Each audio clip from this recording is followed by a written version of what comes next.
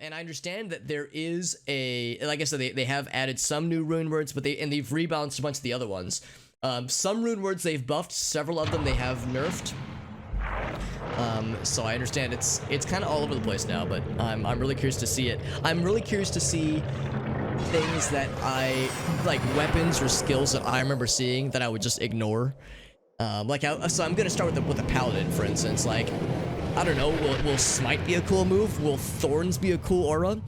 Thorns was great in normal mode, but then you get a Nightmare and or Hell mode, and the Thorns damage multiplier gets nerfed significantly per difficulty increase. So I'll be curious to see what that's all about. But here's the splash screen for it. It looks nice and pretty, and this is season 2. So again, I'm getting into this a little bit later. They already had season 1, and of course the seasons really only matter if you're doing multiplayer. I'm gonna be playing single player, admittedly.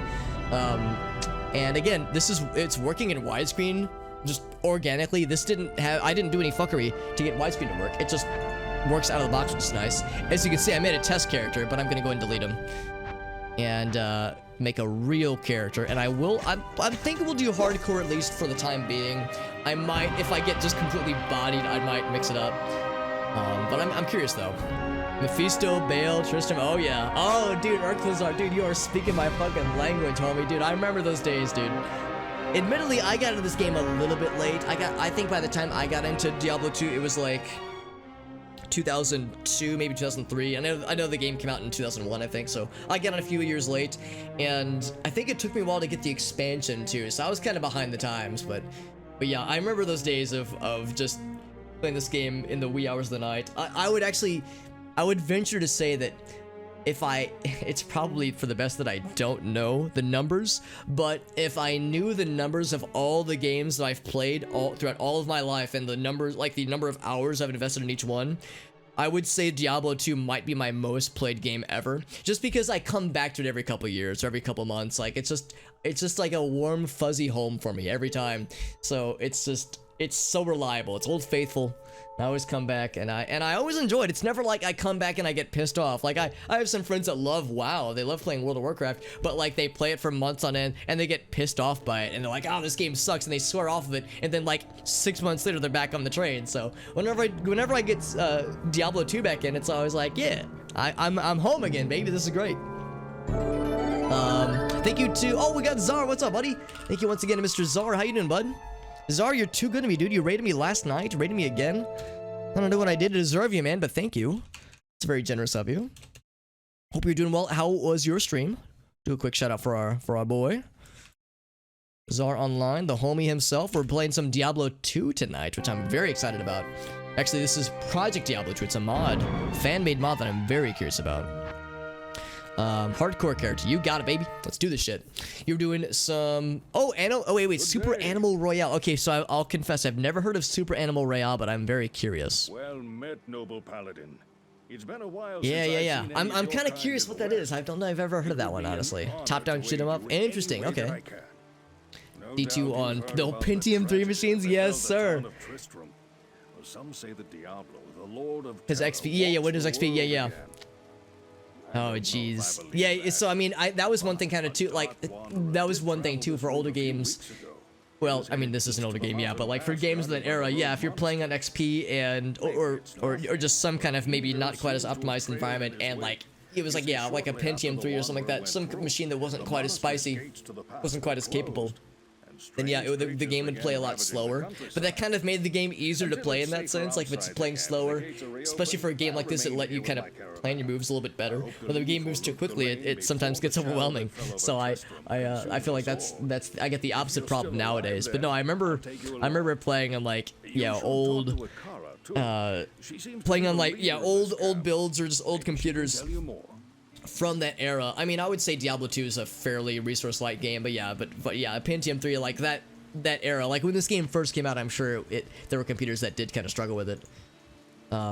So one thing to note, of course, yes, the stash is much bigger and the inventory is much bigger. I don't think there's anything where it's like you are limited on charms go here, items go here, scrolls go here. I think anything can go anywhere. But yeah, we have the double inventory size, which is nice. And the stash size is enormous, which is great. There should be a little thingy on the sidebar. Let me double check to make sure it works on my end so that you guys can see it as well. But if you hover your mouse over the screen, over the stream screen that is, and you see along the right hand margin, there should be a Prime subscription thingy reminder, but there's also a Diablo Run Armory, and if you click that, what does it do? Does it do anything? I don't know if it actually does anything for you guys. For me, oh wait, it says add to my channel. And that, okay, maybe it doesn't work the way that I was thinking that it would. Because I was thinking it would give you a link where you could like go to my character profile. If nothing else, if you click !PD2 care or CHAR, that link right there should show you my current character inventory and stats and maybe also skills. Right now it's very boring, obviously, because I don't have anything, but it's there. It's there, and if you ever want to see like details about my dude, you can click that. But yeah, it looks like it only shows stats and inventory, it does not show skills. So that is one limitation for the time being. But otherwise, Diablo Run's a pretty sweet utility. There is a Twitch extension, but I was having a hard time getting it to work the other day when I was testing it out. So, in any case, so there's that. A lot of this, of course, is the same. I also kind of appreciate how this game, of course, was developed with a 4:3 ratio in mind, because, you know, you think when this game came out, PC gaming was, 4:3 was the standard. However, you know, a lot of the inventory spaces, they aren't expecting this extra space on the side here. So you can see it's been kind of padded out with this extra little UI fluff there, which I think is effective. There's additional settings down here. Control click to bring that up. So if you had like alternate color styles you wanted to work with, if you were partially colorblind, if you didn't want as much verbosity with like stuff that shows on the ground, or if you did want more verbosity, there's that. Stash export, if you wanted to export your stash, I guess, to a separate file. I guess you could maybe import characters. Like I guess you wanted to make a backup of a character, I guess. Or maybe that's for modders, I don't know, but you have some additional settings there, which is kind of cool. And again, the fact that it has widescreen out of the box is really nice. I am Akara, High Priest. Diablo 2 on demo machines? Oh, excellent. Yeah. Family tier computers. Dude, Diablo 2 is such an excellent game, and it kind of like, I imagine when this game first came out, I mean, you think about how popular this was at the time, I bet this was kind of like the benchmark in a lot of ways. Like, yeah, can it play Diablo 2? Because that's like the game to go for. I mean, there were other PC games at the time for sure, but I mean, yeah, I could see Diablo 2 as being like, kind of like the go-to, honestly. The go-to and like the golden standard. And for a while there, World of Warcraft was the golden standard. World of Warcraft was like, yeah, can it run WoW? So yeah, it's kind of wild to think that this was all Blizzard that, you know, that did all this. Blizzard was like such a powerhouse back then, and they still are, but they were like omnipresent. They were everywhere. So it was like a wild fucking time, I bet. And it's not like I was not alive for it. I wasn't into PC gaming as much at the time. Grab that stamina shrine. But yeah, it's kind of strange to think how huge this was back then. Now, I imagine a lot of the stuff at the beginning is going to be pretty samey. I don't think we're going to see a lot of new wild shit right from the get-go necessarily. But I imagine there'll be a decent bit of stuff once we get into leveling, once we find some new items. Rune words probably won't happen for a while. I mean, we'll see runes eventually, but I don't anticipate words happening for a while. Just because rune words, I mean, you need to find socketed stuff with like decent sockets. You need to find the right runes in the right order, obviously. So that'll probably be a while. I do have a list of rune words I'm going to be watching for. Hey, what's up, Derek and Fifinger? Good to see you, friends. Thank you for being here. Give the remake a go. I was thinking the same thing, Urkluzar. I was going back and forth on whether or not I wanted to stream this immediately, or if I wanted to wait for the remake, I guess remake or remaster, whatever you want to call it, Resurrected. Just because Resurrected looks cool. I've listened to some developer journal or like diary, whatever you want to call it, like just kind of blog posts about their philosophies behind the game and things they changed, things they didn't want to change, and chose not to. You know, things that would have made the game more modern had they changed it, but would have, you know, potentially compromised the integrity of the game as a whole were they to have made that choice. So I get a pretty good impression that the devs have like they've got like a pretty good feel for what they're doing. so many that, ooh, that's actually not too bad. Requirements minus 15%. That'd be good if there was something that I wanted to use immediately.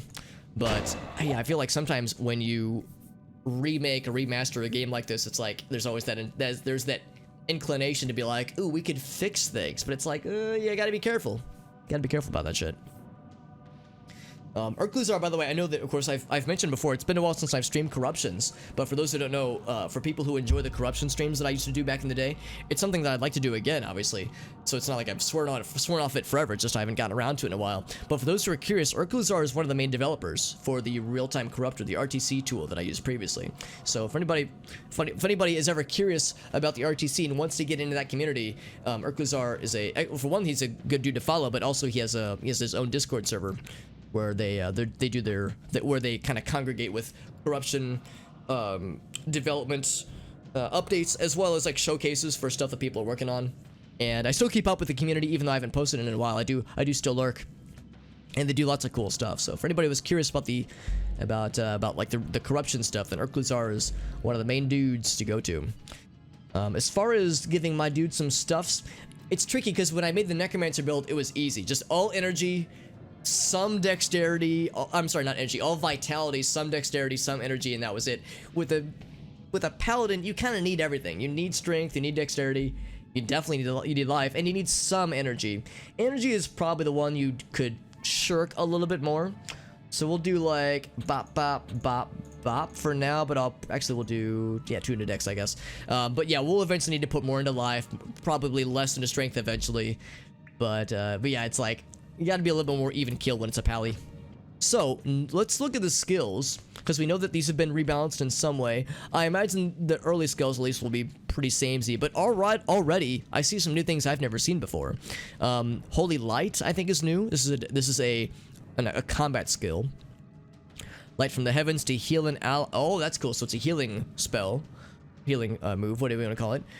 Further down, there's Joust. That sounds cool. You teleport to an enemy and impale them. Dude, that sounds dope. And I want to try that out. Holy Nova, a ring of holy energy. Wow, that's cool. Damages enemy, okay. And of course, there's still Fist of the Heavens, which used to be the slot for right here. In fact, yeah, it looks like they didn't take anything out. They've only added stuff, which is pretty sweet. Yeah, the auto pickup gold, yeah, it's like, that's a modernization choice I am super down for, because clicking gold is for chumps, man. And I'm a chump because I'm doing it right now, obviously. But yeah, I'm with you on that, Derek. Yeah, so it's like, I like that they've made some changes, but there are other changes that they've stayed away from doing. They could have Diablo 3ified it, and if they would have done that, then, you know, heads would have rolled, obviously. People would have been very upset. But yeah, that gives me hope for the future, for sure. Alright, so how's about this? It doesn't really matter which one we go for, because I'm gonna want to try all these things eventually. It looks like there's no new auras that I can see, at least. I'm sure they've been rebalanced. I think I saw that my old standby Conviction was nerfed in some way, which is probably fair, because it might be a little bit overpowered, honestly. I mean, Holy Freeze is always fun. There were so many that I just never used. Like, I never used Sanctuary, I never really used Concentration. And they're good, but there were just so many others that were just categorically better. Like, Fanaticism and Conviction were always, like, the big guys. Yeah, Redemption, Salvation, like, these are all great when you're solo running. If you're, like, with a party, like, if you had multiple Paladins, then it was a little bit easier, I think. So for the start, yeah, I'll just start picking them, and I might not necessarily use those skills off the bat, but I just want to use those skills so we can unlock the future ones. As you can see, there are prerequisites here. To get to this fancy new guy, I gotta get Vengeance, and Zeal, and Sacrifice, and in order to get, Holy Shield, I have to go all the way down the line, and of course there are level requirements, so level 12, level 18, so we can't just immediately try out the new stuff. We have to like, kind of work towards them. I'm gonna pick up pretty much everything I can find from the, well, maybe not everything, but as much as I can. It's just some things sell for quite a lot of money. Well, relatively speaking. I think Strangling Gas sells for a decent bit. Rings sell for a lot, jewels sell for a lot. I mean, anything magic sells for a decent bit of money. And at the beginning, making money is a pretty good strat to shoot for. Short staff, okay, well, speaking of things that could be very lucrative, staves, or I guess staves is the proper pluralization. Oh, wow, there you go. Staves are, and wands are both excellent for having crazy money drops. Oh, at least, maybe I should hold my tongue. Maybe they've balanced that in this game, because honestly, it was kind of overpowered. You could just find like a level, like a basic level short staff with like a few enhancements on it. This actually has no enhancements, so I am gonna drop it. What's the shortcut? It's a shortcut to like drop things, right? I don't know. I don't know what the shortcut is. Shift click, shift alt click. I don't know. There's like a, there we go. It's you control right click to drop things. Okay. But yeah, you find like a short staff with like a few enhancements on it, like +1 to firebolt or something like that, and suddenly it sells for the max amount of money that you could sell something for in normal difficulty. It's like 5,000 gold. So I wonder if they've balanced that. I wonder if they've made staves and wands not quite as lucrative in this game, in this version of the game. Because yeah, that was kind of silly. You could get like thousands of gold in the Den of Evil if with a very lucky drop if you were very fortunate. Path of Exile. Oh yeah, I've talked about Path of Exile before. It's one of those games where I think it's an incredibly well-made game, and I love what they've done with it. It's just I'm not a huge fan of it for me myself. I've joked before that I feel like I'm kind of an old curmudgeon at times. I mean, I'm not that old, obviously. I've turned 32 this year, so I'm not. I joke I'm not that old actually, but it's, you know, it's just a thing to kind of laugh about. But I joke that I'm kind of old and like set in my ways. Whenever I play a Diablo like you know, an action RPG that's click heavy, that kind of thing, I tend to think to myself like, man, I wish I was playing Diablo right now. So I've tried Path of Exile. It's a well-made game. It's incredible. It's just I don't know if it's for me necessarily. I understand that there's been a lot of changes to the game since I tried it out. I tried it out like 3 years ago. No, longer than that. It's probably been 5 or 6 years at this point.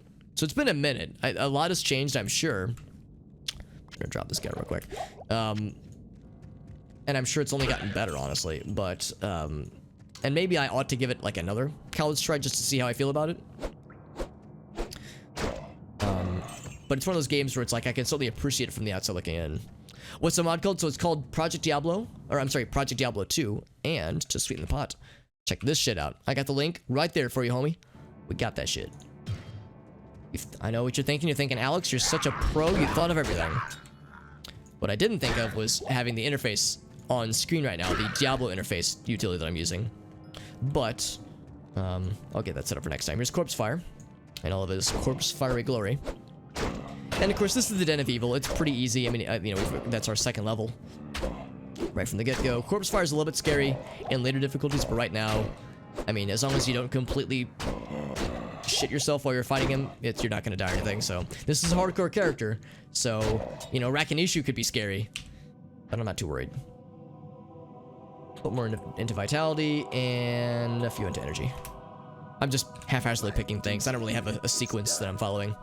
Let's go with sacrifice. Actually, what I should be doing is I should be giving myself auras sooner than later, because might as well. They don't take it. They don't cost mana, except for cleansing. No, not cleansing. Prayer. Prayer costs mana. Oh no, it doesn't. Not anymore. Oh, interesting. Prayer used to cost mana, so that's one thing they rebalanced then. Wow, that's cool. Gain one oh, that's nice. Gain 1 passive health generation per 2 base levels. Damn, son. That's kind of sick, actually. 1 maximum oh, actually, we already knew about that one with resist fire. Yeah, the resist guys, they already had that. It would increase the max resistance. Damage reduction. Wow, so you get just basic passive bonuses just for putting points into these auras. That's really freaking cool. Obviously, that's the defensive auras. The offensive ones, they already, you know, they already give you some cool shit, so it's probably sufficient. That's a Diablo successor, yeah. Yeah, it's like, and I think that's probably the right way to go about it, is to look at Path of Exile not as a Diablo 3 alternative, which is how it was, you know, marketed for some, but less of a Diablo 3 alternative and more as just a RPG, an action RPG that's very well made. It's very good. I've talked a lot about how there are games that, like, I think are great, but they might not be for me. Overwatch is an excellent example of this. I think Overwatch is an incredibly made game. It's very well polished. Not always the most balanced according to some, but I mean, I feel like the good far outweighs the bad. And it's just not my game. Like, I don't really have a fun time playing it, but it's not that the game is bad. It's just I'm not the audience for it. Like, I'm not the target market. Slowing very much, yeah. Oh yeah, and that is 100% accurate, Derek. I do and will play this probably very slow, especially because I'm checking out the mod for the first time, so I'm going to be very deliberate with my skill choices. I'm probably going to deliberate a lot between what equipment pieces to pick up, that kind of stuff. I'm gonna go ahead and head back to town so we can identify some stuff. I like to think I know enough about Diablo 2 that I'll be able to keep things moving, and I won't dwell too long. But I probably will play slower than some might prefer. I know Urklazar, he's very, I shouldn't say I know Urklazar, but I know of Urklazar, and I know that he is very entrenched with the Vinesauce community, and I was watching Joel, Varg Skeletor, I was watching him do Diablo 2, I guess a week or two ago, and he was like, and I don't say this in a mean way, he was very slow and very deliberate with his choices, but I kind of like that. I like that he was playing a little bit slower. That's an upgrade of a sword right there. And it reminded me how it's like, yeah, that's kind of how I prefer to play it personally, but you know, to each their own, of course. I will hang on to this for the time being, and again, those strangling gas potions kind of pay for themselves, honestly. Wow, so we're finding some pretty good stuff, honestly. Usually when you're level 3, you're finding +3 to attack rating, and that's it, but it's like we got lightning damage, we got attack rating against undead, which is kind of nuts. Wait, I'm sorry, melee attacks deal splash damage? The fuck does that even mean, dude? That's nuts. So there's new modifiers that I've never even heard of before added to this, which is pretty awesome.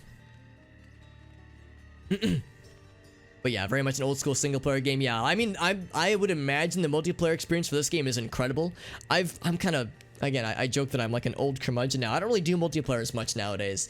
And I kind of like just being able to take it at my own pace. Whenever I play a game like this in multiplayer, I always feel like I'm having to trying to keep up with other people in the same game. Like when I played Warframe, it was like I would want to explore it and like find all the item drops, and the people that I'm playing with were just boosting to the end. It's like, dude, I want to stop and smell the roses, homie. Life's too short for that shit. Free to do what you want, but you need some time to think through your words. Yeah, exactly. It's like when it's at your own pace, it's kind of nice. Cycle of permanently needing to kill more. Well, yeah, that is one thing, is that it's a screen clearing experience, as I understand it. It's like, how quickly can I kill all the bad guys? And Diablo 2 is like that to a degree, at least, as well. But that gets away from what they established with Diablo 1, which was a more methodical game. So yeah, I could see that being a potential issue, where it's like, how far can they push it, like Elgaso was saying. Also, Mr. Arctic, good to see you, buddy. Best ARG on the, yeah, honestly, it's free to play. It's got, like, you know, constant updates, so it's a very thriving environment. Story isn't presented in any, oh, well, I mean, I think for some people they're not necessarily looking for the story. I mean, there are those that care about it, I'm sure, but yeah, it's probably not like a deal breaker for most, though. Every league gets a bit tedious, yeah, or ridiculous, rather, yeah. I mean, they've just done so much, it's just hard to keep up, honestly. But a one-time playthrough, it's pretty sweet, yeah. Yeah, it's like, I'm impressed by it. It's one of those things where I see it from the outside looking in, and I go, I love what they're doing, because if nothing else, it's arguably what Diablo 3 should have been. And if nothing else, even if it's not my game, it might inspire others to make Diablo-like games that may play more into my interests. So it's like Path of Exile for me is you know, overall a force of good for sure. Path of Diablo, yeah, and that's another thing too, Arctic. I understand that this mod, Project Diablo 2, takes inspiration from Path of Diablo, which I've never tried, but I do keep up with. Grim Dawn, I think it might have been you, August, that recommended it to me. I do own it. I did get it in a Humble Bundle some time ago, but I've yet to try it out. And yeah, I've heard Grim Dawn is like a little bit more old school, so I will try it out for sure. Not the things that are aiming. Yeah, exactly, Five Finger. And I think that's part of why I sometimes shy away from Diablo likes, or I don't like to use the word Diablo clone, because that has a kind of a diminutive term. Like kind of, I feel like it has some judginess baked into it. But yeah, the Diablo likes. I wonder the same thing, Five Finger. It's like, I wonder if the screen clearing experience, the screen clearing simulator, isn't quite what I'm looking for. I almost kind of like the more methodical, slower approach. In a lot of ways, I almost prefer Diablo 1, almost, just because it's so old school and so punishing. It's almost like a turn-based game, really. But I like that that's a little bit more even. You have to be a little bit more even kill when you're playing Diablo 1. 2, it's like you pick a build and you're pretty much good to go, and just, you know, it's click the kill button to win. So yeah, I kind of wanted that too. It's like the more modern Diablo-like approaches. I wonder if they're straying from what I liked about the games from the get-go. But I don't know. I don't know how deep I'm diving into my own psyche necessarily. The RNG loot treadmill, yeah, it's like I like the loot treadmill, but I don't want that to be like the singular focus, and I feel like that's where some games kind of lose me. Because I mean, Torchlight's great, Path of Exile is great, like these are all excellent games, but, and it's not to say that's all that those games are, but there have been attempts to make Diablo-like, and that's like the big thing they want to focus on, because they see Diablo 3, and they see Diablo 3 for a while was suffering badly, and they were correct for saying this. They were saying Diablo 3 was suffering wildly for a while because the loot tables were fucked and you just never got good stuff. They fixed that eventually, or at least they made it better, but for a while there it was pretty garbage. So like there was this big focus on, look at all this cool shit you can get, which is neat, and the toys are shiny, but what's some meat on those bones, you know? But Grim Dawn, yeah, I think I would like Grim Dawn based on what I know about it. I do want to try it out. Also, JD, good to see you, buddy. Dude looks extremely metal. He does. He really does, Arctic. Yeah, I know better than to get my hopes up too much for Diablo 4. We'll see how I feel about the Diablo 2 Resurrected. I feel like that'll maybe give me some indication on like how Blizzard is feeling right now. Because, you know, Warcraft 3 Reforged came out, and that left a sour taste in everybody's mouth. So I'm not going to get my hopes up, but I'm trying to have tepid optimism. So it's like I don't want to get overhyped because I don't want to get disappointed. We all remember the Diablo 3 launch and how messy that was, and it took them like a year and a half to fix the game. And it's great now, but it was not great at launch. It was painful. Get some Baldur's Gate. Yeah, talk about like old school fucking like unforgiving badass gameplay. Baldur's Gate, dude. I played Icewind Dale with some friends a couple years back. Well, not a couple years back, like 6 or 7 years ago. And that was a really good time, but man, that game is rough. That game is very challenging, but it is so satisfying once you like clutch out a sick dubski. Really good game. And I know Icewind Dale is like a similar playstyle to Baldur's Gate. So yeah, I think it's only a matter of time. Arctic, I do want to play them for sure. Baldur's Gate, yeah, Baldur's Gate is, it's like so old school. It's like aggressively old school, unforgiving PC gameplay. How long for Diablo? Actually, I've only been playing, well, I've just been flapping my gab this whole time, honestly, but we started it up like half an hour or so ago.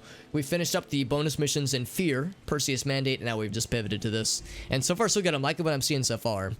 Last Epoch, ooh, really? You know what? I'm gonna make a quick note for that real quick, Ogasso. Last Epoch. The name sounds very, very dramatic. Celestra, Crown of the Magistrar, or Magister. Interesting. I don't think I've heard of that one. Is that so it's a video game or a tabletop game? JD, I'm not gonna lie, when people say Baldur's Gate, that's where my brain goes. I go to, I go to what's it called? Dark Alliance, and I only played the first one. I understand Dark Alliance 2 is really good as well. I'm gonna try out the splash damage deal, but yeah, I'm excited. Also, yeah, we gotta get some might action going on. I might use might, which is pretty good. It's like, does it say what it does? It just says it increases your damage. Oh no, it does show the percentage. Yeah, it's pretty nice. Greetings. Welcome, Outlander, to our glorious home. It is a video game, I know you're but here it's to using, challenge the oh, evil interesting. that's So it's using the driven 5th edition us from our SRD. ancestral home. Ooh, that's Know cool. this. Akara It's may be wildly our oh yeah, spiritual yeah, leader. Dark My Alliance rogue- and like actual Baldur's Gate are incredibly different games. Also, it's not really worth putting gold in my stash just because. Oh, that's cool. Like hold control. Actually, I don't know what that's doing. Oh, it compares to what I have equipped. That's kind of cool. Oh, that drops on the ground. I wanted to put it over here. There we go. Shift click to move it back and forth, and then control click to drop that shit on the ground. Excellent. Trying to learn these things. I think this guy sells for exactly 1 gold. I think the short sword you begin with, or the weapon you begin with. Yep, sell value 1. Very good. Should I go ahead and get my tomes? I guess I might as well. I'll at least get the 1 tome. Probably hold off on identification tomes, just because we'll eventually get Kane anyway. But yeah, since it's a hardcore character, I don't really need to deposit my gold. Not really much need. Pillars of Eternity. Yeah, I've heard Pillars of Eternity is pretty good. Similar to Baldur's Gate. Yeah, there's another one. Planescape Torment or something like that. I know that's a little bit older, obviously, but I understand that one's also very well received. Or was well received back in the day. Straight up D&D. Yeah, as a video game. It sounds cool, Arctic. I'm down. It's a you're less superior. Yeah, Diablo 1, it's like, it's so much more of a struggle, and I like it. I like the struggle. I mean, it's I get why people prefer Diablo 2 or Path of Exile. Like, it's, oh man, this splash damage is really cool. I get why people kind of prefer the power trip that games like that gave you. But I don't know, I kind of like the struggle, honestly. It sounds weird. Can't see what that says, actually. I feel more skillful. I'm not gonna bother with the... Actually, what kind of damage do I have with this club? 1 to 9? Nah, I'm good. And it's ethereal, so I can't repair it. Not that I'm really having to repair much, honestly. Like, early game, you're going through equipment so rapidly, there's not really much time, honestly. Not really much time where you're using one thing for very long anyway. Refilling Shrine? Nah, I'm good. Rash of Diablo Light RPGs. Good couch co-op. Yeah. I think ooh, Experience Shrine, nice. I think I did do some couch co-op with some homies with Dark Alliance back in the day. Yeah, I mostly played it single player, but yeah, that's where that game really shines, I would say. And you can do co-op multiplayer with, ooh, 2 sockets, nice. With, like we could do stealth with that guy, actually. Stealth or what's the other good 2 sockets? Armor, Rune Word, Stealth, or I think Smoke. Those are both 2 very good early level Rune Words with 2 socket armor. But anyway, yeah. Ooh, good sash too, man. We're finding lots of good toys.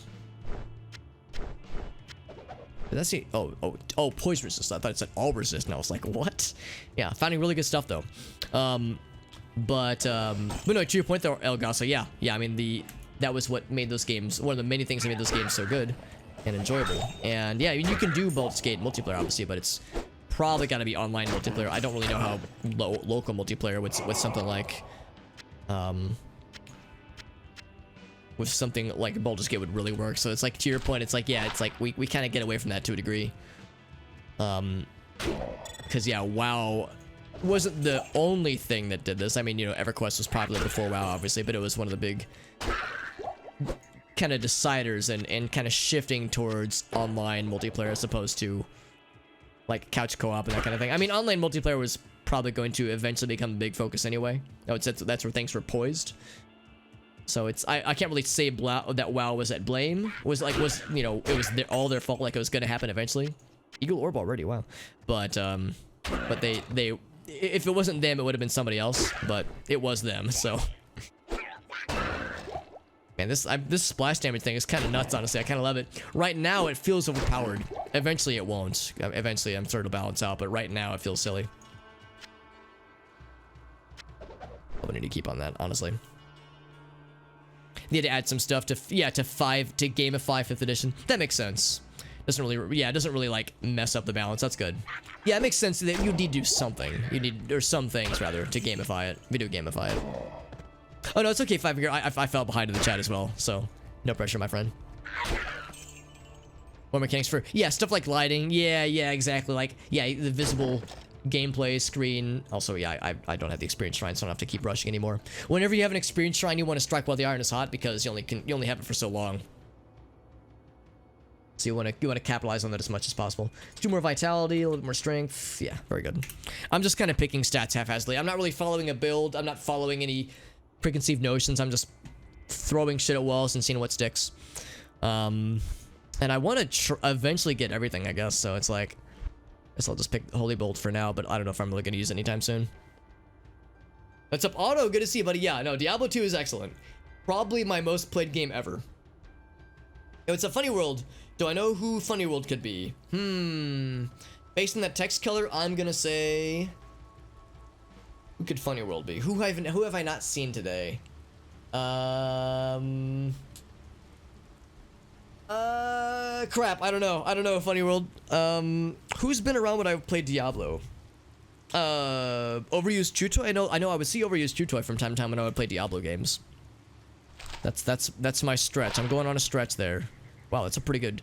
Well, it's a pretty okay Eagle Orb. I wonder if it'll sell for some monies. Because... these oftentimes are very cool, but because they're very good, they don't typically sell for much. Oh, that's not very good. Which I guess is a way to balance it out, because otherwise, yeah, that like you'd be getting mega cash all the damn time with it otherwise. Oh, Wheat Power, nice, very good. Well, we're glad to have you, Mr. Funny World, Mr. Power of who used to be of the wheat variety. Now he's a whole bread man, or oh no, wheat would be yeah whole wheat. Now he's a sourdough man or something. I don't know. I wanted to make a joke about going like switching to a different kind of bread, but kind of fell apart.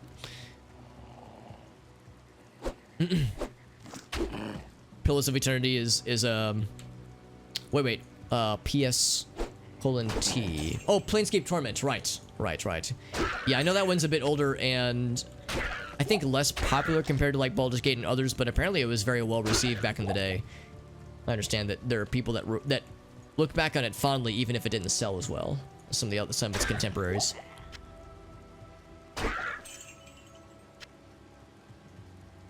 Tommy feeling funny? Hell yeah. Your tummy feels funny after you eat cheese? Same, honestly. Hard same. Well, usually if it's a little bit of cheese, I'm fine. Like usually 1 or 2 slices of pizza, I can handle that. But much more than that, like a slice, like a slab of lasagna, oof. A serving of lasagna will fuck me up. Cheesecake fucks me up. Like, yeah, ice cream. It's like, oh, pretty much anything fun and or good. And this splash damage thing is kind of nutty. I love it, but it's kind of nutty. Like I said, I feel like it will probably eventually balance itself out. What do we find just now? Better defense? Nah, I would rather have what we have right now. Melee deals splash damage. Tempting. We could put like cold damage in this puppy. I did that. It would be nicer damage to undead, which is good. Oh, we already do have better damage against undead. Nah, I think I'm good. Yeah, there's only really the one path to follow. This course leads to the cold plains. The Nutty Buddy. Absolutely.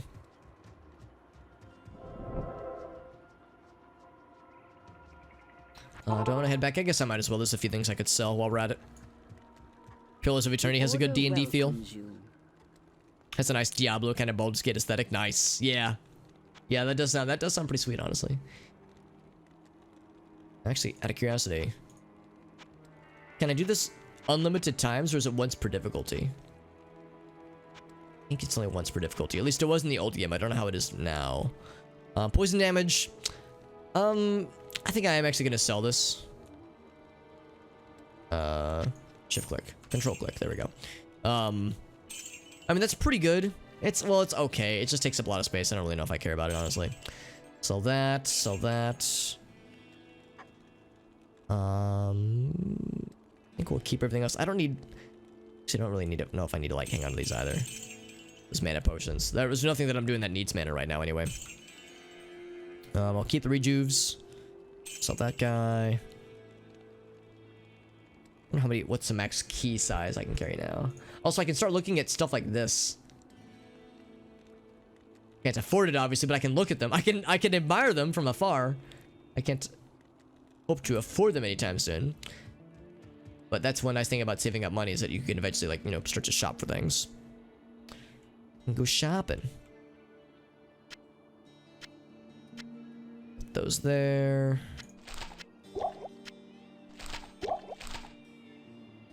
How's about this? Let's have a panic button set up. 4 will be my panic button. That's the like, oh shit, I'm dying panic button. To be fearful of. For when things will get weird, and they will get weird.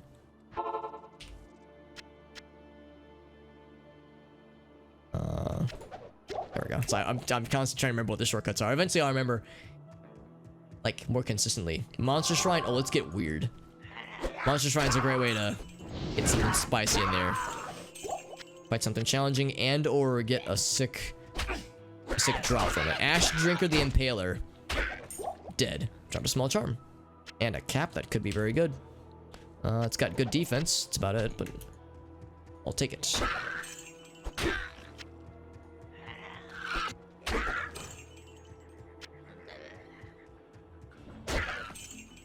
Feels like every party member is some kind of... Yeah, that's good. So it's like, yeah, so it's not like you have main character and like supporting cast. It's like everyone's involved somehow. That does sound nice. Make a quick healing potion because I did lose a bit of health there. I think he had spectral hit on him, the lad we fought just earlier. I'd be curious to know if like the rebalances that have happened for this game compared to the base game, if like it makes the game harder overall or easier overall. I think the developers, if they were here, they would say the goal was to make it like not harder or easier, you know, more or less keep with the same lad, the same stuff. Affix level 15, interesting. So it's like a suffix or an affix system in place. Oh, I see. You have to be... Oh, I can't actually use this yet. Item level 7, but maximum stamina plus 4 requires level 14. Interesting. Certain charms... there are certain charms or certain things where it's like you might be able to use some part of it, of the equipment. But other parts will be restricted based on the level you are. That's interesting. But like there's like a multi-tier system going on there, which is kind of neat. And lots of charms. My goodness, I feel like the magic find is cranked up or something like that, because I am not used to seeing this many good things at fucking level 4. Yeah, jeez. Maybe not equal for everybody, but everyone's involved in some way at least, which is good. So I'll take it. Matt Mercer does voice acting. Yep, that's pretty. I know his voice work is very well regarded for good reason. He's a cool dude. Now, if I was a real gamer, I'd be following the path to like lead me to my destination that much faster. But then you don't get stuff like this. You don't find Bishy Bosh this early. So it's like I tell myself that it's good to explorificate. It's good to spice it up. I say it as I kill a fire enchanted exploding lad. This splash damage, I'm kind of really digging this actually. It feels really nice not having to like click every bad guy individually. I feel like it's like my sword is a shotgun. It really feels like I'm casting sword. I've joked before about casting long swords and casting sword in video games when you're a fighter, but it's actually kind of a cool feeling. Paths are just a suggestion. It's a guideline, not a law. Throwing knives and leather gloves. Chipped diamond. I'll grab all things that look neat. I'll go ahead and grab a few more rejuvenation potions whenever I see them. Whoops. Melee attacks deals splash damage, although melee attacks deal splash damage. Not like ranged attacks, which in the case of throwing daggers. You can use throwing daggers as melee weapons, but they're much better to use as throwing weapons. +1 to strength. I'll take the slightly better defense. Very slightly better defense.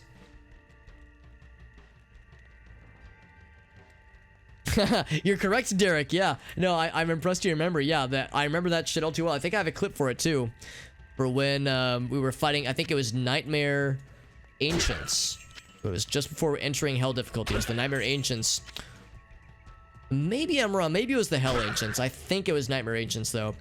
Madawak had Fire Enchanted, Extra Strong, Cursed, I think. And... actually, no, I don't think he had Cursed. I think it was just Extra Strong Fire Enchanted. And I had, like... I had more than 400 HP. And when he exploded... And I had maxed out fire resistance. So over 400 HP, maxed out fire resistance, his death explosion one-shot me. It wasn't like, oh, I was weak and then someone else finished me off. It was like auto death. And it was remarkable, but it was unfortunate, obviously, because it's like, oh man, that was a good run. It's a good run. But yeah, of all things. So now I know. I mean, I don't know how to handle that better, honestly, especially if you have a melee character. I guess the answer, of course, is to use ranged if you can, but ranged's not always an option, obviously. Found some javelins, by the way. Some ethereal lads.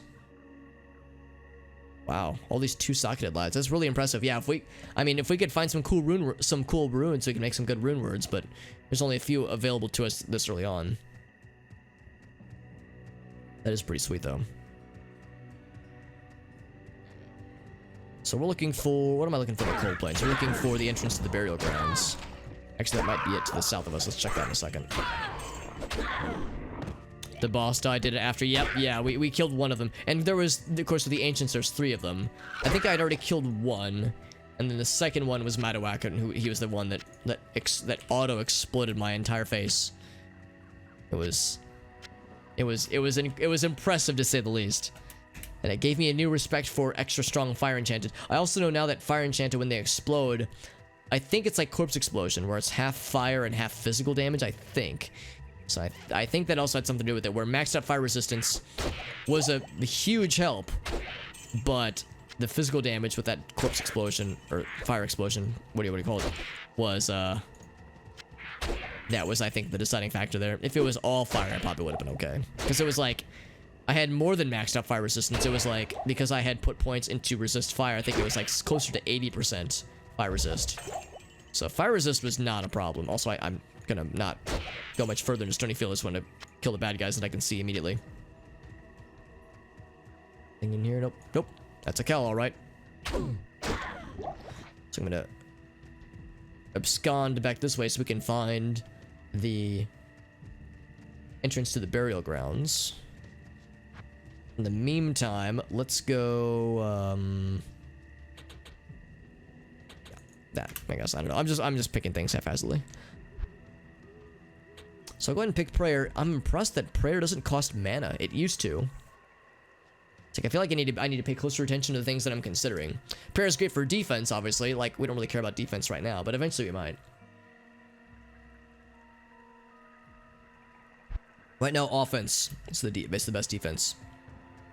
With might. Eliminating potion, that'll sell for some monies.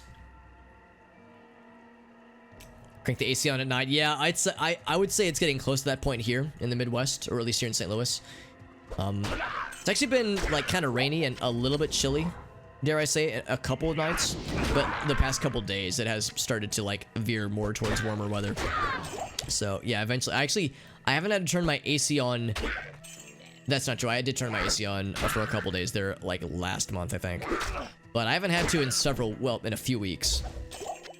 In fact, I had to turn the heater on last week because it got down to the fucking 40s. Well, it was like a week and a half ago, but still, it was kind of nutty and kind of silly.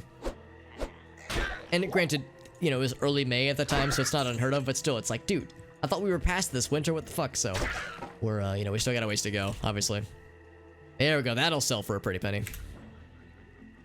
Anti-gamer weather, yeah.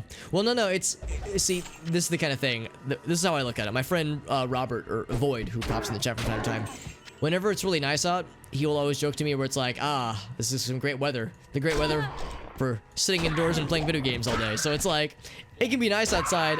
I'll still want to play video games and whatnot. I'll still want to be a jabroni playing video games like a degenerate. However, it'll be nice when I go to take the dog out, when I take Dexter out and it's nice outside. Then it's more enjoyable for the both of us. And, you know, in all jokes aside, Gracie and I both do enjoy doing like outdoor adventures from time to time. So, you know, going on hikes, that kind of thing. So that kind of thing is a lot nicer when it's nice out. So I sometimes take advantage of the nice weather, but a lot of times I sit indoors and play video games like a degenerate. So there's no such thing as anti-gamer weather for me, I would say. Pretty warm here, yeah. Yeah, of course I know in Texas, JD, I would imagine that you're probably used to some fairly warm summers. I bet like the temperatures you get down there would make me quiver with fear. Of course, we have really, really bad humidity here in the Midwest. But depending on which part in Texas you're in, you might have bad humidity there too, honestly, depending on how close you are to the coast. So it's not ideal no matter how you slice it, obviously. Hot weather can just suck in general. Drill Sergeant, Missouri. Oh, very nice, yeah. 3 pages of code ethics. Yeah, that sounds about right. Yeah, I know that there's a lot of memorization, and then I was actually reading the other day that there is some effort to get away from requiring quite as much memorization. I think there's some acknowledgement that's like maybe requiring all this is maybe a bit much. Also, I'm tempted to use this, but that 2 sockets is really nice. We can do a lot with that. The resistor, not bad. It's 4 to life. It's not a huge thing. I guess it's better than nothing. I'll take it for now. I might still hang on to this from future reference.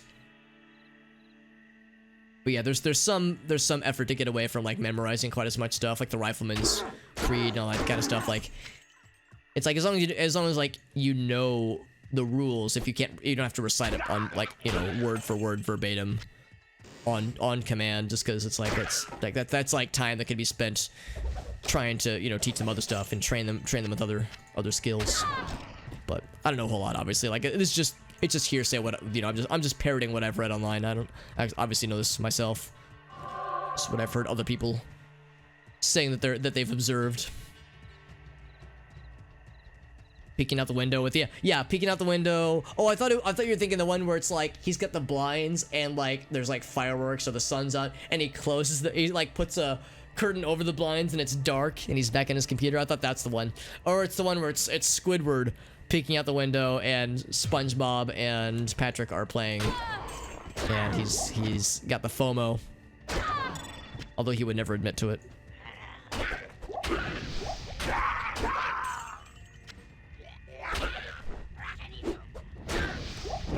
This guy that hangs in the house, he's so annoying to get to. This guy always spawns here and it's always annoying. Getting to him through the fire and the flames, we carry on, is always a little bit annoying. Refilling shrine. I tend to never really use those, honestly, because I'm never in a position where I need them. There we go.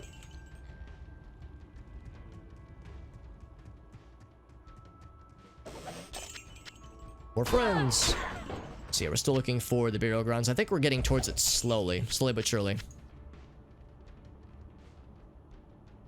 Be really selective though. Oh, for a drill sergeant though, yeah. Oh, I see. Yeah, for a drill sergeant. Oh, I didn't read that detail. Yeah, that makes a little bit more sense then. Yeah, because the thing that I'd heard about was like saying for just standard soldiers, like, you know, having to memorize like a bunch of stuff was like verbatim and like being able to recite it on command. Like that was the stuff they were trying to get away from. But yeah, for a drill sergeant, yeah, that probably makes a bit more sense. Maybe, yeah, might be still very choosy, but yeah, it kind of makes sense in that sense. Also, Mr. Goblin, what's up, buddy? Good to see you, dude. Diablo Hobbit sounds like a pretty dope title, honestly. What kind of bird is this? That's a meme template that has been used in all kinds of wonderful ways, and I like it. It is aged like a fine cheese. The full metal jacket. Yeah, that one. Oh yeah. Let me see your war face. Have you guys seen the one with Thurston the cat? Hold on, I need to show this to you. If you haven't seen it, it's very important. It's required viewing. Is it like a super? I mean, I've heard it's pretty well remembered by a lot of folks. I don't know if it was like considered a classic, like, you know, oh man, everyone needs to see it, but I know it's among many just considered a pretty good movie. I'm blanking on the director's name, but I know that, I mean, pretty much anything he made is always often at least regarded well. It's about making war. Yeah, it's like to kind of like paint the horrors of war and not to make it like, oh wow, cool, shiny. Let's see, what do I want to identify? Grand Charm. Bah, poison again. Kubrick. Yeah, Stanley Kubrick. Thank you. It's hard to make an anti-war movie. Yeah, it's like, well, people will get the wrong idea sometimes. Not everybody, I like to think, but yeah, there are people that will get the wrong idea. People that watch The Joker and go, wow, that's literally me. That's my whole personality.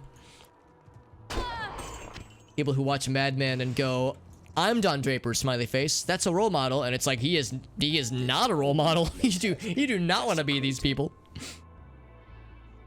There's one with Donald Duck. Oh, that one, Will. Yeah, you're right. I forgot about that shit. Yeah. Apocalypse Now. Yeah, that's the other big one. The other like big dramatic war, kind of like anti-war, like showing the horrors of war kind of movie. Might join in tomorrow, just po' boy. I would like to. It'll depend on what time I get home. Wednesdays I don't typically stream, and usually lately at least I'll get home from my girlfriend's place after being in her place for a bit, because I usually use Wednesdays as a time to hang out with her. And she recently bought a new place, so I've been helping her get that all kind of situated. So depending on what time I get home, I'll see. I won't make any guarantees, but if I'm able to get home at a not super late hour, it'd be fun to join in and play some games with the homies. Join my army of the dead. Your army of the dead. Blood Raven, more like dumb, lame, and got him. Okay, no, she's kind of kicking the shit out of me. Actually, she's not kicking the shit out of me. Her buddies are, though. So I'm keeping a close eye on this. Oh, Jesus. What the fuck was that? Okay, so she's got some new toys. Okay, so Blood Raven is scary. Blood Raven used to be a pushover. Now she's fucking terrifying. Holy shit, so they've made everything, like, fancy with this. This used to be chump change. Now I'm the chump, and I'm getting fucking exploded here. I got a boogie. I got a boogie out of here, dude. Here, I'm gonna take out some of these lads first. Look how fast they shuffle. Every day I'm shuffling. Good Christ, she is kicking the crap out of me. So this is quite the challenge, man. I mean, I knew this was not going to be easy necessarily, because I knew that they had made some things harder, but I didn't think that it was gonna be like, I don't think Blood Raven is going to be a gigantic challenge like she is now. We've done a lot of damage to her, of course, and she's summoning more homies. Yeah, Blood Raven used to be a complete pushover, but she is pushing me over now. I'm waiting for her to do, yes, that. Yeah, all right, get the fuck out. No more healths. Whoa, yeah, she didn't have those abilities in the good old days, man. Holy shit. 1917. I don't think I know which one that one is. You're a big movie guy, yeah. And I've mentioned before, I feel a little bad. I am awful when it comes to movies. I never watch them. I frequently don't get around to watch them, at least. And it's not from a lack of interest. It's just I'm just bad. I'm just bad about following up with things that I'm interested in, but don't always like keep up with. So it's like I frequently disappoint my friends when they say, "Oh, you've seen blank, right?" And it's like, I actually haven't. And then they go, "Alex, you're fucking dead to me." It's like, I'm sorry. I'm sorry. I tried to warn you. I'm garbage when it comes to watching things. Sell a bunch of these things and buy ourselves a bunch more potions, because we got some wild shit. See, I thought I was playing fairly like chill and methodical, but clearly not methodical enough with this kind of nonsense happening to us right now. Never got too far in this game. I mean, there's a lot to it for sure, and there's a lot of depth depending on how far you want to take it, obviously.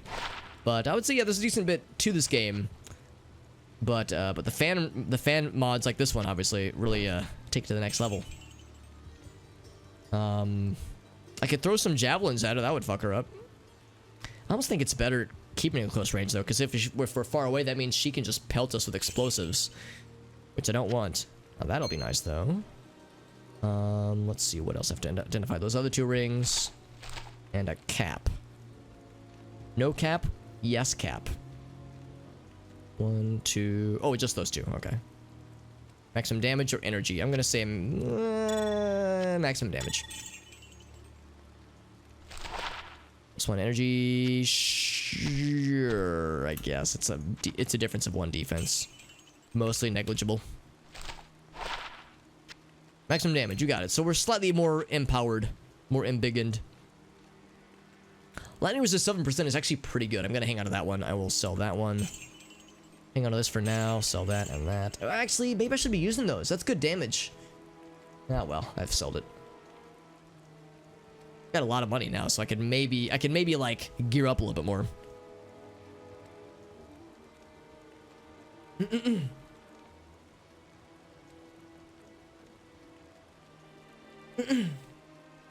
Shin Godzilla. Is that the newer one? Shin Godzilla? Because I've heard mixed things about. Oh, I'm thinking of King Kong versus Godzilla. I've heard mixed things about that one. When I tell you haven't seen, yeah, exactly. Like, I feel bad about it because I can tell it's like they want to talk about it, they don't want to spoil it, which I appreciate because I don't want it spoiled for me either. I might enjoy it, so I want to be able to enjoy it organically.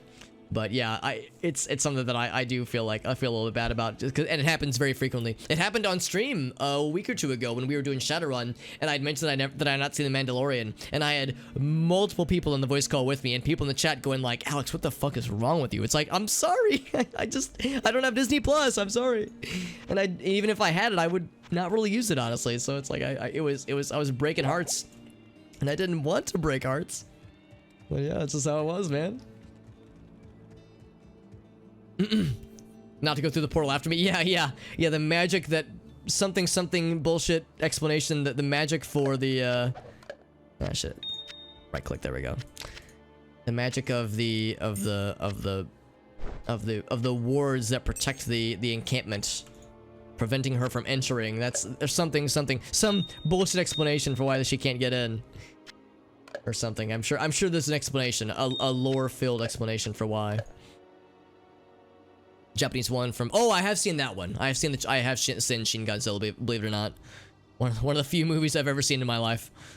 No, I've seen a decent number of them. It's just that there's so many that I haven't, and it's upsetting for some. Right, Blood Raven. What I call her earlier? Blood Lame in. Chump Raven? More like Dump Raven. Dude, we just fucking obliterated her ass.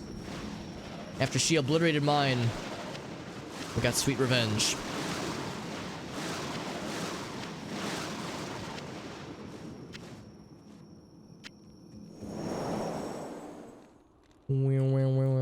So I do like how really challenging that was, and to me it's indication that even like the meager encounters in this game are something to be fearful of. So I bet Andariel is going to be fucking terrifying.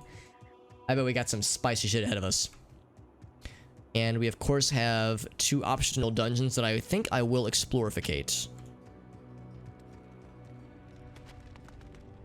You haven't seen the new Star Wars ones? Yeah, like I have seen the new Star Wars ones, and I was actually proud of myself. I also saw the Hobbit movies. I feel like I was contractually obligated to when your screen name is Super Hobbit.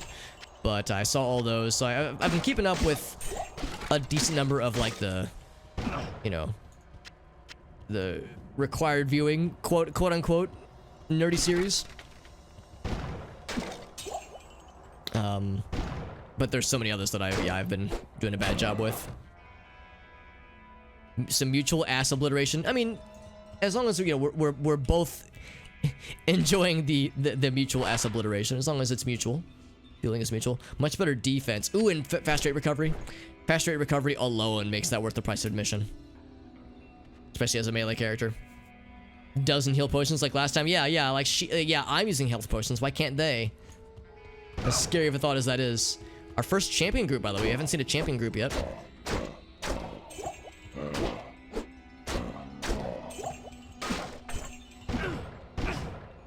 These barrels are doing more damage to me than anything else in this accursed place. Ouch. Lots of toys, though. Lots of toys to play with.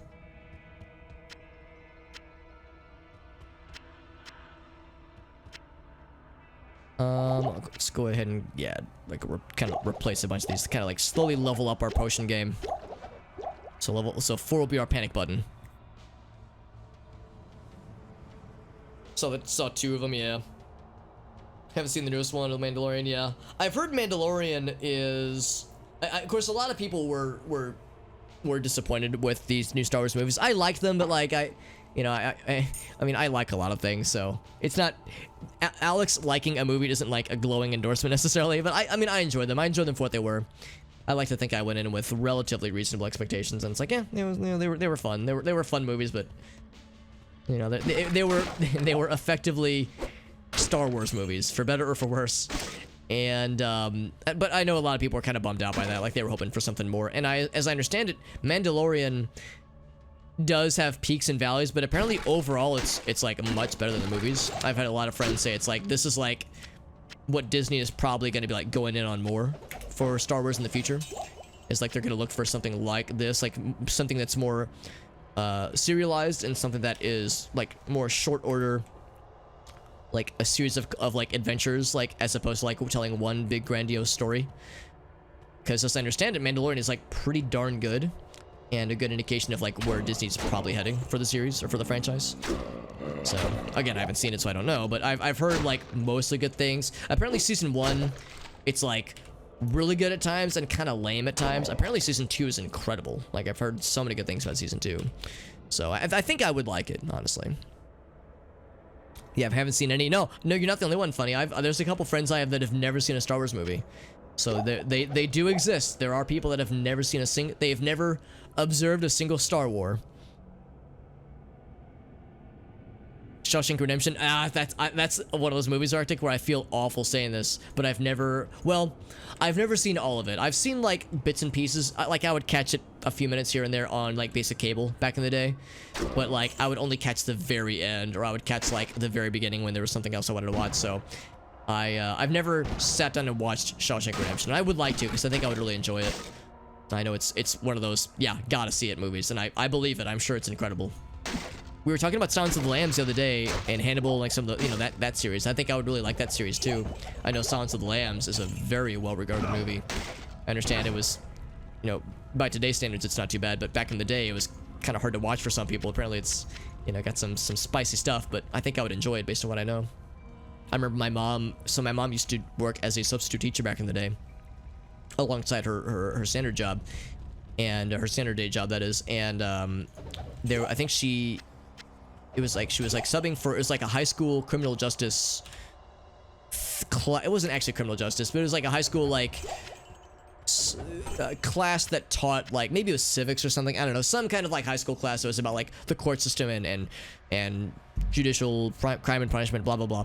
And as the sub, she was just given we'll just have like a movie day, and they watched Silence of the Lambs, and she said that the day that she subbed where they were showing the movie in class, she had to sit behind the TV, like she sat at the desk away from where the TV was facing, just because she didn't want to watch it over and over. She was like, it's a good movie, but it was at the time very disturbing.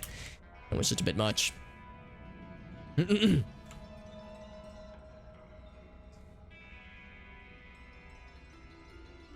Disney has a lot of shows planned. Yeah, they do have a lot of shows planned. Yeah, I mean, we know about the Obi-Wan Kenobi show. Are there other shows that they have planned? Because I know about that one, but I don't know if there's others.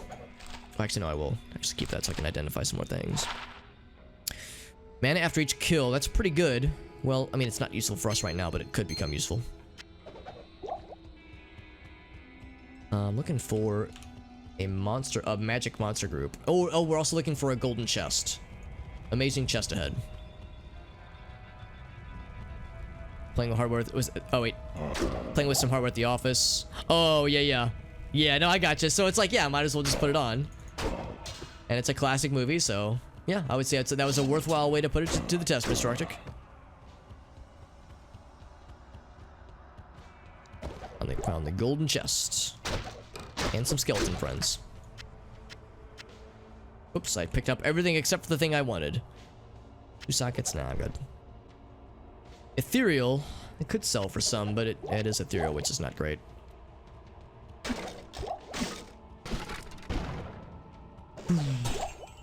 There's the golden chest drop, so it's pretty good. Nice sash. Town portal to add to our collection. Lots of cool stuff, actually. Multiple daggers. I'm probably not going to pick up the daggers. Those probably won't really sell for anything of value.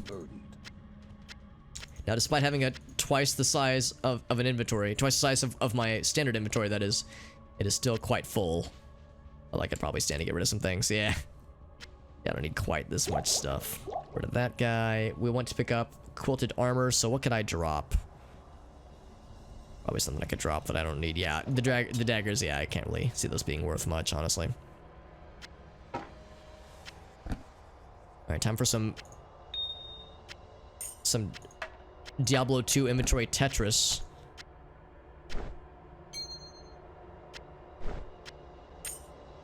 What am I doing? There we go. There we go. Just to make enough space to grab that last piece.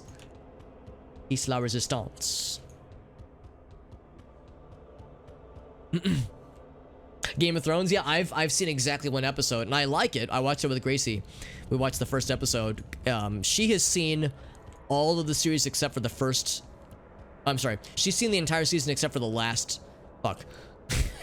She's seen Let me try one more time. She has seen the entire series except for the last season. And it wasn't that she was avoiding it, she just never got around to it. And for many years, neither of us had a subscription to HBO, whatever their HBO service is called, the HBO subscription service. Plus, HBO Plus. And for a small amount of time we did, her dad had a subscription that we were able to use. But we don't have access to that anymore. And so we don't really have a way to watch it right now. But yeah, we watched an episode and it was my first time watching it. Of course, she had seen it before. And she wants, and I agree, I want to watch the rest of it too. I want to watch the whole series with her, of course. But, in fact, our inventory is getting very full. But yeah, gotta get, actual HBO access first in order for that to happen. But yeah, I've only seen the first episode, and I liked, liked what I saw so far. I like the stuff that they set up for it, but I understand it gets way better. And then, according to many, way worse after some point. Last Epoch, yeah, it's interesting. Well, you were the second person to mention Last Epoch. I've never heard of it, but I have it open. I have a little tab open for it so I can check it out after the stream ends, because I'm very curious.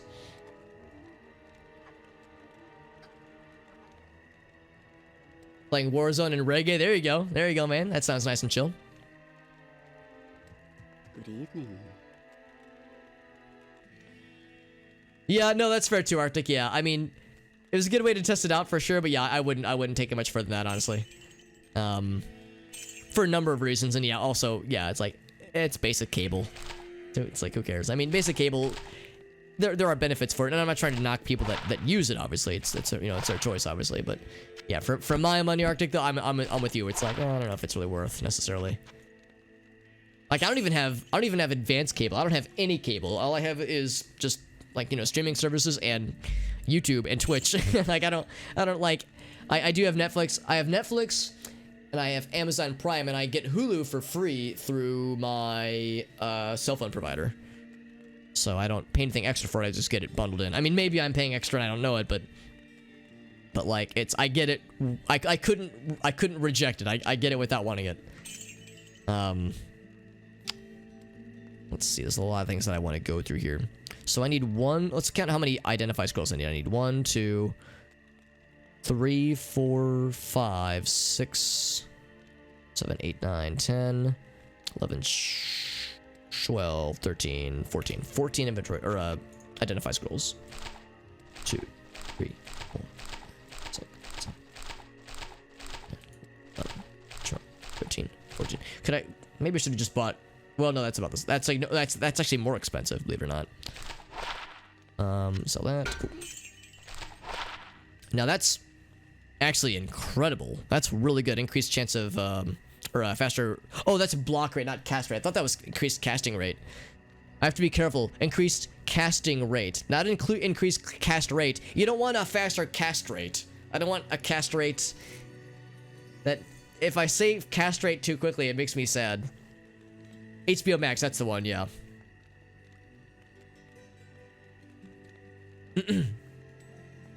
For the first 4 books, yeah. Yeah, apparently the books are pretty good too. Like, pretty good at least. But yeah, I understand that there's some debate on whether or not George R.R. Martin will actually be able to, like, will he be able to wrap it up in some way? Like, what's the plan here? Like, what's his long-term strategy with the series? I'm tempted. This is actually not bad. Demons and undead getting more dams. I'm probably just gonna hit up the shop at some point fairly soon to find some new toys to play with there. Less damage. Yeah, it's like that's same kind of energy here. Plus 1 to cold damage, I think would make this 2 to 7, so that makes it pretty similar, and it's like cold, so it makes them slower. Very fast versus fast. Yeah, let's go with the club. All up in the club. Repair durability. No, thank you. Making a lot of money. Like this, like we're finding a lot of things that sell for quite a bit. Energy or defense. I'm actually gonna go defense versus energy. Energy we don't really care about, for right now at least. But yeah, with the books, yeah, it's a question of like, can he wrap it up? Where's the story gonna go from here? So it's like, can this have any like, what future does this series have for the books? Obviously, with the TV show, it veers off after a certain point from the books, but I know there's also debate about, you know, what could be done with the books and how to like continue the stories properly. There was already a doubt about the TV show, you know, not too far into it. Well, not too far into the later seasons, I suppose. But yeah, it's like there's already some trepidation amongst fans. That fast rate recovery is so good. Cast rate on skeletons. Yep. Yeah, their skeleton boners are just fine. Unaffected. Another requirements minus 15%. I don't think we need 2 of those. Maximum damage. Attack radius. I'll do that one instead. Have an extra one of these. Lightning resist. Yeah, we'll keep both of these, and they'll eventually start working. I don't mind hanging on that one. Everything else looks good. We have a lot of money, so I would say let's start to look at some toys here. So pretty good damage, like decidedly much better damage. Although I would probably pick a scepter that has bonuses that I care about. Might is good. I would say we'll eventually spec probably into Holy Fire, because Andariel is weak to fire, so Holy Fire will be huge for us. For Act 1, that is. So I would say I might save my gold and find a scepter that has Holy Fire on it. That one is +1.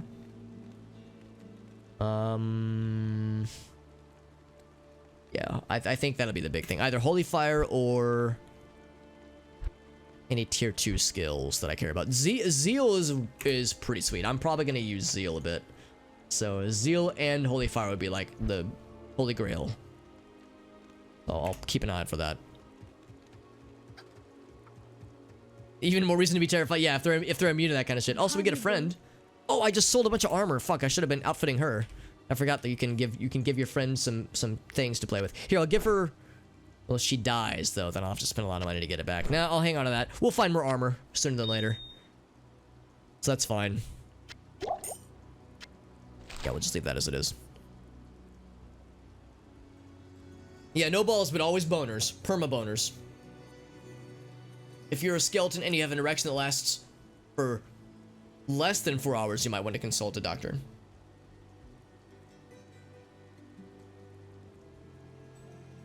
Just kind of lost semblance of the main plot. Yeah, that echoes what I've heard, and of course I've never seen or I've never read in the books. Hi there. Good to see you. But my understanding is that yeah, their concern is legit. Concern is real amongst fans. These are pretty quick. You know, it's fast attack damage is not great, but it's pretty good. You lose some bonuses, demons and undead. That's pretty good actually. There's demons, there's undead. What else is there? I guess it's like those are the 2 main enemy types. Get better armor if we wanted. Nicer helmet. Thank you for that host, by the way. Oh, Black Magic, what's up, buddy? It's good to see you, Mr. Magix. Hope you're doing well. I know it's not your last name, but it ought to be. Oops, add the point to the thingy. There we go. It's good to see you, buddy. All right, let's get back to this. There we go. Headless being immune to the yeah for the skeletons, not for the series. Yeah, I know what you mean. Yo, CD with the raid. Oh my god. Thank you. I don't know what that noise was. Thank you very much, CD. Sorry, let me just make a fool out of myself in front of 44 very generous people. Thank you, everyone, for being here, friends. Holy shit. CD, I say it all the damn time, but I don't say it often enough. You're a freaking homie. Thank you, CD, for that very generous raid. How you doing, friend? Demon. Oh, beasts. Right, that was the last group type. Thank you, Fivefinger. That's exactly it. That's exactly it. Thank you. Thank you very much. We got Jarius. We got, you praised pineapple pizza. Or raised pineapple pizza. Excellent screen name, by the way. We got the homie Duro. We got Glass Joe. Mecha Mub. Oh my god. We got Lime Sherbet. Excellent screen name. Caramelized Dunyan. Excellent. Thank you, friends, for being here. We're playing some Diablo 2. Specifically, this is Project Diablo 2. This is a community-made, or I guess you would say fan-made mod that rebalances the entire game. All the items, all of the skills, all the monsters, all the bosses, everything has been rebalanced and like reimagined in various ways. And it's incredible. I'm really digging it so far. I'm playing as a Hardcore Paladin right now. If you type !PD2CHAR, so PD2 care or character, you'll see a link to my character inventory and summary page on Diablo Run. dot something. Diablo Run is just what it's called. It's a website where you can like post summary pages about your characters, and I have the plugin enabled to that hopefully will live update it correctly.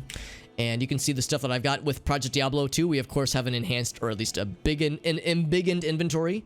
You have an embiggened stash as well, so check that shit out. And we get widescreen support out of the box, which is beautiful. I don't have to go into 4:3 ratio. It's a thing of beauty. Excellent. So I'm really digging it so far, and I've only been playing it for about 2 hours. I've played a lot of Diablo 2 over the years, so I like to think I'm relatively well versed in the game. But I'm liking it so far. We fought Bloodraven earlier, and she kicked the shit out of me. I almost died like 4 times, and it was very embarrassing. And she is a lot scarier. So like even the simple boss fights in this game have been cranked up to a pretty significant intensity. So I'm really digging it. This is incredible. CD's nuts. Excellent. Thank you, CD. CD, I feel better that you made the joke, because if I would have made the joke, I would have felt bad. So thank you for enabling, you know, me to make these jokes. Also, nut button. That's also a thing. But thank you, CD, for your very generous rate. I missed the thingy. Or I'm going to scroll up to see the thingy for what you were playing on this fine day. You're doing some... Oh, Red Dead. That's right. Yeah, we were looking when you were doing Red Dead on Saturday, I want to say. It was over the weekend. And I'll confess, I've never actually played any of the games in the series. But I was over at Grace's place, and she had actually played a little bit of Red Dead back in the day. With some friends, like where they would take turns with the controller, and she was kind of curious to see it. We were looking for someone to watch, and I was like, yo, my friend CD's doing some Red Dead too. She was like, all right. So we ended up watching CD for a couple hours there, which was nice. But thank you for that very generous raid. How did it go tonight with Red Dead 2? I know that it's a big game. There's a lot of game in that game. But I'm excited to hear how it's been going for you, because like I said, I really enjoyed what I got to catch on Saturday. But yes, we all need more nut. Here's a double. Here's a double nut button. In fact, I'll put it up against the microphone so you get like the mega nut. Nut. There we go. Hopefully that wasn't too loud. Oh man, thank you everyone for being here, guys. Like I said, Project Diablo 2 is looking pretty good so far, so I'm really enjoying it. You don't fight too many. Well, yeah. I mean, clearly we fight a lot of monsters and skeletons and other scary creatures. But yeah, we don't fight a lot of, you know. Yeah, non-monster creatures, it's true. Played a bunch of 3, yeah. I mean, of course, Diablo 3, I also very much enjoyed that game. I would say if forced to choose, I probably prefer Diablo 1 and 2. But 3, of course, well, I shouldn't say of course, not everybody likes 3, but I love it. I really like 3. I pretty much like every Diablo game, so far at least, for different reasons. 1 is a much more, what's the word I'm looking for? Methodical kind of game. It's a very slow, it's a much slower paced game. It's almost like a turn-based game, honestly, with the slow pace of the game, and it's much harder, so it's more punishing in that sense, and I love it for all those reasons. But it's a tough game. It's a very tough game, but it's very rewarding because it's so old school. Of course, this game is great. I feel like this is a good balance between the slowness of Diablo 1 and like the screen clearing simulator of Diablo 3. This game's a little bit kind of in the middle, I think, which is one of the many reasons why I like it so much. Also, it's kind of fun whenever you have like these weapon racks. It's like you see the weapon rack and you see how cool everything looks. You get the crossbow, you got the swords and the halberd, and then you click it, it's going to give you like a dagger. Oh, it gave us a javelin that time, but yeah, over here we saw armor rack, and it like showed plated armor on the little icon itself, but then you click it and it gave us quilted armor, so it's like, or it gives you a cap or a pair of gloves. It's like, come on, man, give me something cool. Oh, we're so fast now. Hell yeah. Look out for this man. We're a fast man. And we got the cold enchantment alongside our splash damage, because the splash damage, that's one nice thing, one very cool modifier that this mod has added. So it's like there's a lot of cool modifiers to play with, just lots of new toys to play with, which is really neat. And upgrade a few potions. I fell way behind in chat, by the way. The plugin isn't working though. Oh, the clickable thing. Yeah, I'm not surprised that the clickable thing isn't working. I would hope the PD2 character or PD2 care shortcut or whatever I have at the command that I have, I would hope that would work. In fact, let me test it out real quick. PD2 care. So that should, hopefully that link will work. In fact, here I can click it myself so I can see how up to date is this. That's pretty up to date. Yeah, level 5, Lunar Club of Frost. Okay, so that is a pretty good summary. Doesn't show skills, but it does show items and stats, which is pretty good. Not perfect, but pretty good.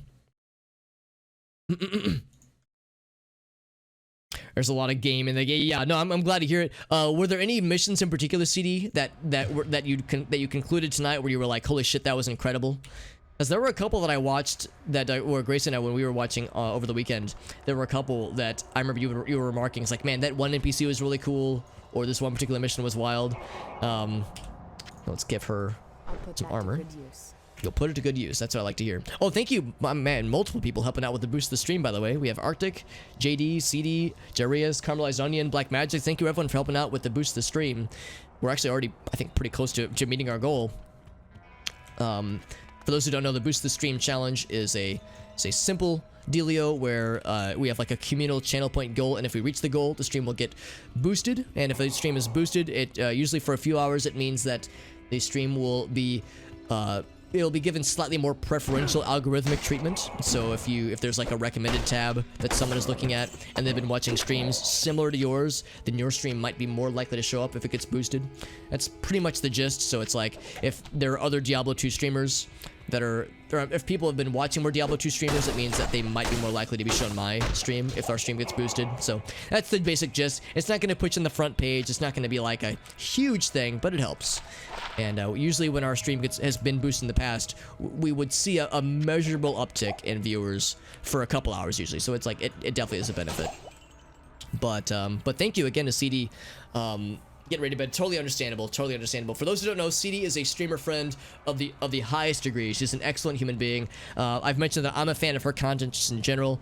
I was saying how Grace and I were just watching her stream just a couple days ago. She's an incredible streamer. She's got an excellent community. She's got a really fun thing with her stream where I think it's a channel point incentive where you can pick a word that she's forbidden from saying, and if she says the word during that stream, she has to do a gift sub to the community.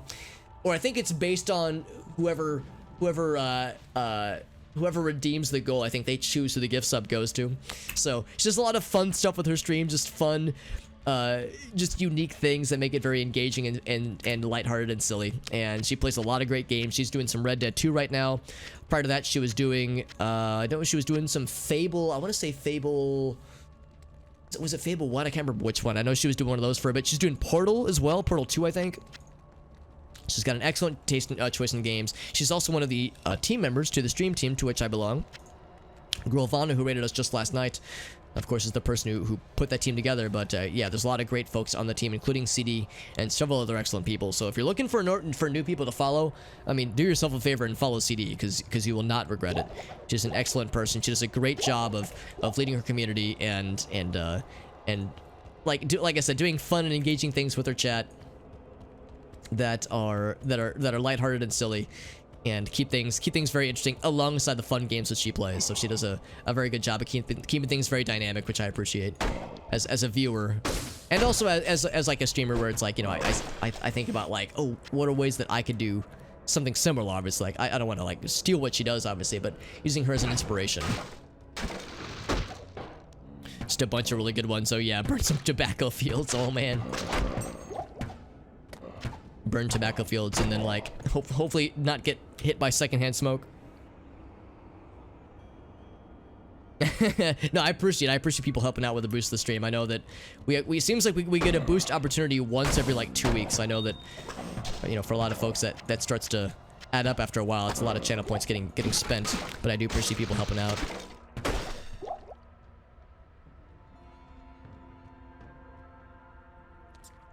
About the stream team, I would say, yeah, like, so I'm not the one who controls who gets in or who doesn't, but I would say if you're interested in Black Magics, I would hit up Grovana, who is the person who is at the helm of the team. I think it actually here's the link for anybody curious. But for anybody curious there, I think it should show like who is the person who's at the top of who is in control of it. So it should have a link to Grovana's page. If you could probably just send him a DM and just kind of explain to him what I just explained, Black Magics, and I imagine that would probably do it. And if nothing else, yeah, I mean, if nothing else, like, you know, getting just more involved with, definitely with his community and people like CD and some of the other, like, very prominent members of his community. People like Duro and Watery Bread and a bunch of those other guys who are very much mainstays in the community. I know Duro and Watery Bread, I don't see them stream all that often, but I see them all over the place in other chats. Same with Scarlet, same with George, or Zero Period Productions, rather. So there's a number of them where it's like they're very visible members of the community. So I would say like getting involved with their streams and their communities is a great way too to kind of help get noticed.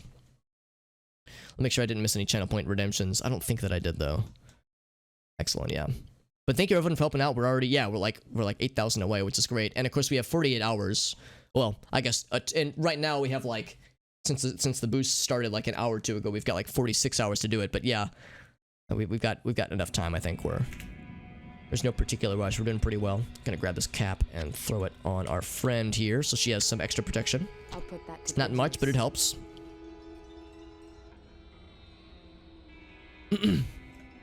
It's never. Oh, really, Black? See, I find that really surprising, Black Magic, because you stream more often than I do, and I would assume it's based on stream frequency, but I guess I don't know how those things get doled out. I've seen the boosts get made available to partnered streamers and like really popular people, as well as people, you know, my size. So I have no idea what the what's the word I'm looking for, like what the threshold is for, like, you know, when they get doled out, because I feel like we get them very frequently. The first time we got it was like several months ago, and then we didn't get one for like a month and a half, and then pretty much since then they've been happening like once every few weeks. So yeah, I wish I knew more.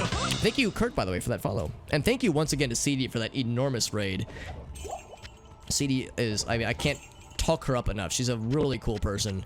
I was selfishly thinking the other day it'd be cool if there was an opportunity for me to like get to meet a lot of these cool people, like to get to meet GV and CD and George and Watery. Like it'd be cool to get to meet these cool peeps, because like, you know, I hang out in their channels all the time. It's like, you know, I like to think that a lot of us would be able to get along, like if we were able to meet in person, if there was like a convention opportunity for something like that, just because, you know, they all seem like really excellent peeps. Lightning resist. What is my lightning resist right now? I don't have lightning resist. It's only 5%, which is pretty meager. Plus one to dexterity probably has better, probably a more pronounced effect right now, so I think I'll hang on to that for the time being. But can I give her boots? Oh, I can. So in the old game, they didn't get these item slots. They didn't get sashes. They didn't get gloves. That's awesome they do in this game. That makes me very happy. 140 days. Yeah, man. Oh, right, because you're going out of time. I remember you were saying, Black Magic, that you had a trip coming up, and you weren't sure if there was going to be a way to reliably do like IRL streaming or something like that. Because yeah, like that's like a third of a year uninterrupted, which is incredible. It's a really incredible streak. And yeah, I recognize when it comes like doing IRL streams, that kind of thing, it's like, depending on where you are and the environment you're in, it can be kind of tricky, obviously, to pull off. I know of people that have been able to do it in the past, but yeah, it can be a little bit tricky. But I hope it's, will it be a fun trip, Mr. Black Magic, or is it going to be like a work trip? Because if it's fun, then I hope you're at least able to do something, well, fun, as the phrase implies. I don't know why I said that's so strange. Any cool shrines? There's a health shrine down there. I'm going to investigate this cave. I like to investigate the optional areas, even though they're sometimes a big old waste of time, but sometimes you can get some cool stuff. I'll put that to good use. She'll put that to good use. Hell yeah, CD, yeah. No, I was thinking the other day, like, it'd be cool to get like a bunch of the peeps together at some point. But, you know, a lot of us are very spread out. I know, CD, you're also in the Midwest, so it wouldn't be too bad in like, for people in our situation. But yeah, for folks who are further on, like, closer to coasts and whatnot and further spread out, it's a little bit trickier. A fellow can dream. We just gotta invent a teleport machine, right? Easy peasy. Hey, what's up, Jim? Good to see you, buddy. Oh, Conviction Aura? That's a little scary. It'll probably be fine. This is a fairly slow-moving enemy, so... Blight Shard. I thought it said Blood Shart. I really thought that's what it said at first, and I was very afraid. It's like, I don't want to get accosted by a Blood Shart. Thank you, Chubbles. Good screen name. Chubbles McGee, thank you for that follow. It's a little bit annoying that My plus button doesn't work unless I'm alt-tabbing, so it's a little bit weird having to bounce back and forth. I think the plus button input is getting captured by the game. But thank you for helping out, friends, and thanks for joining in. Again, major shoutouts to CD for an enormously generous raid. Honestly, she's too freaking good to me. Just a very, very, very kind-hearted person sharing her community with me.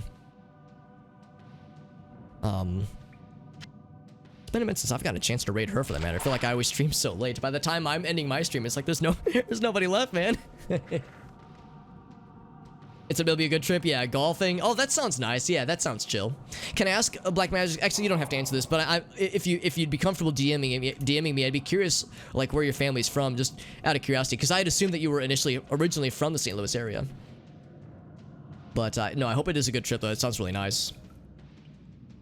Yeah, no, Goblin, I thought the same thing. Yeah, because I know you're in Canada. Yeah, we'll just ride the penguins.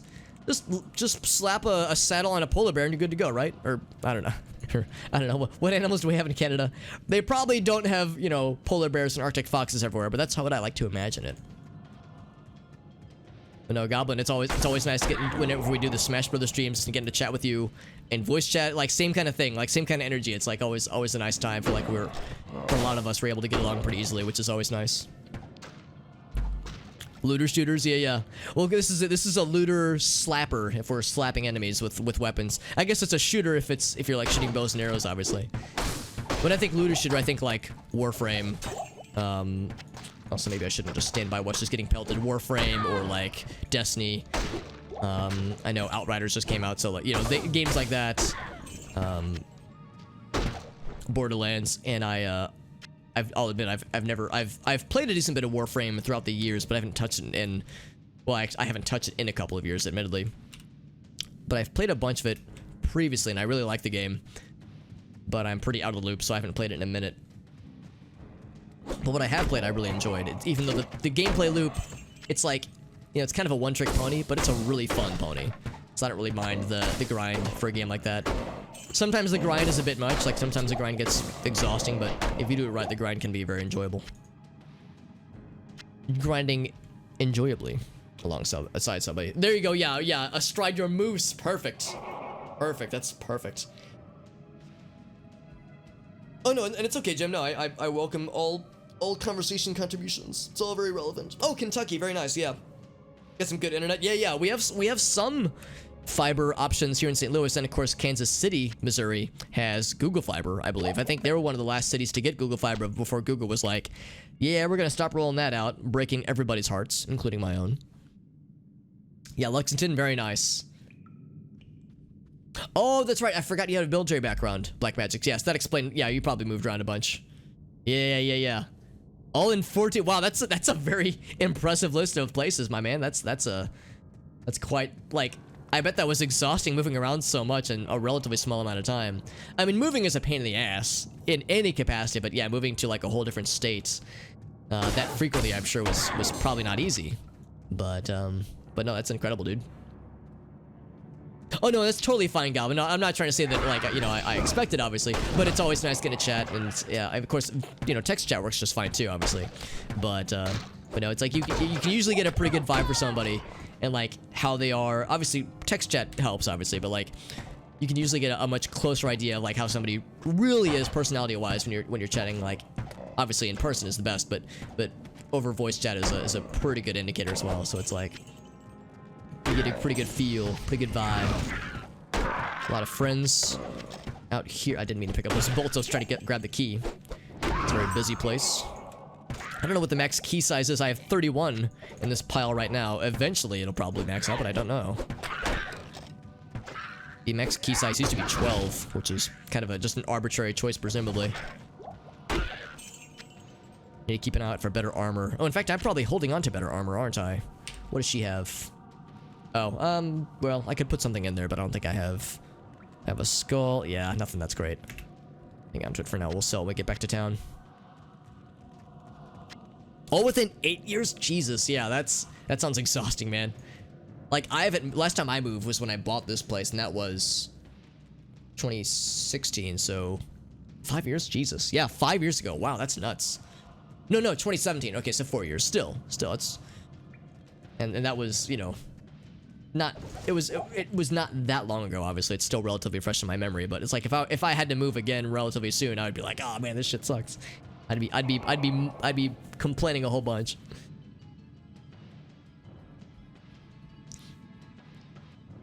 Oh yeah, absolutely, JD. Oh yeah. We'd be the most vilest of nemesis to each other. It'd be like, oh man, I'd be like, that JD guy, he's such a nerd, and then JD would be like, that Alex kid, such a dingus, and you'd be correct, honestly. That's about as far as it would go, honestly. Then we'd be like, just kidding, I love you, because we're both too nice to say anything mean, even in jest.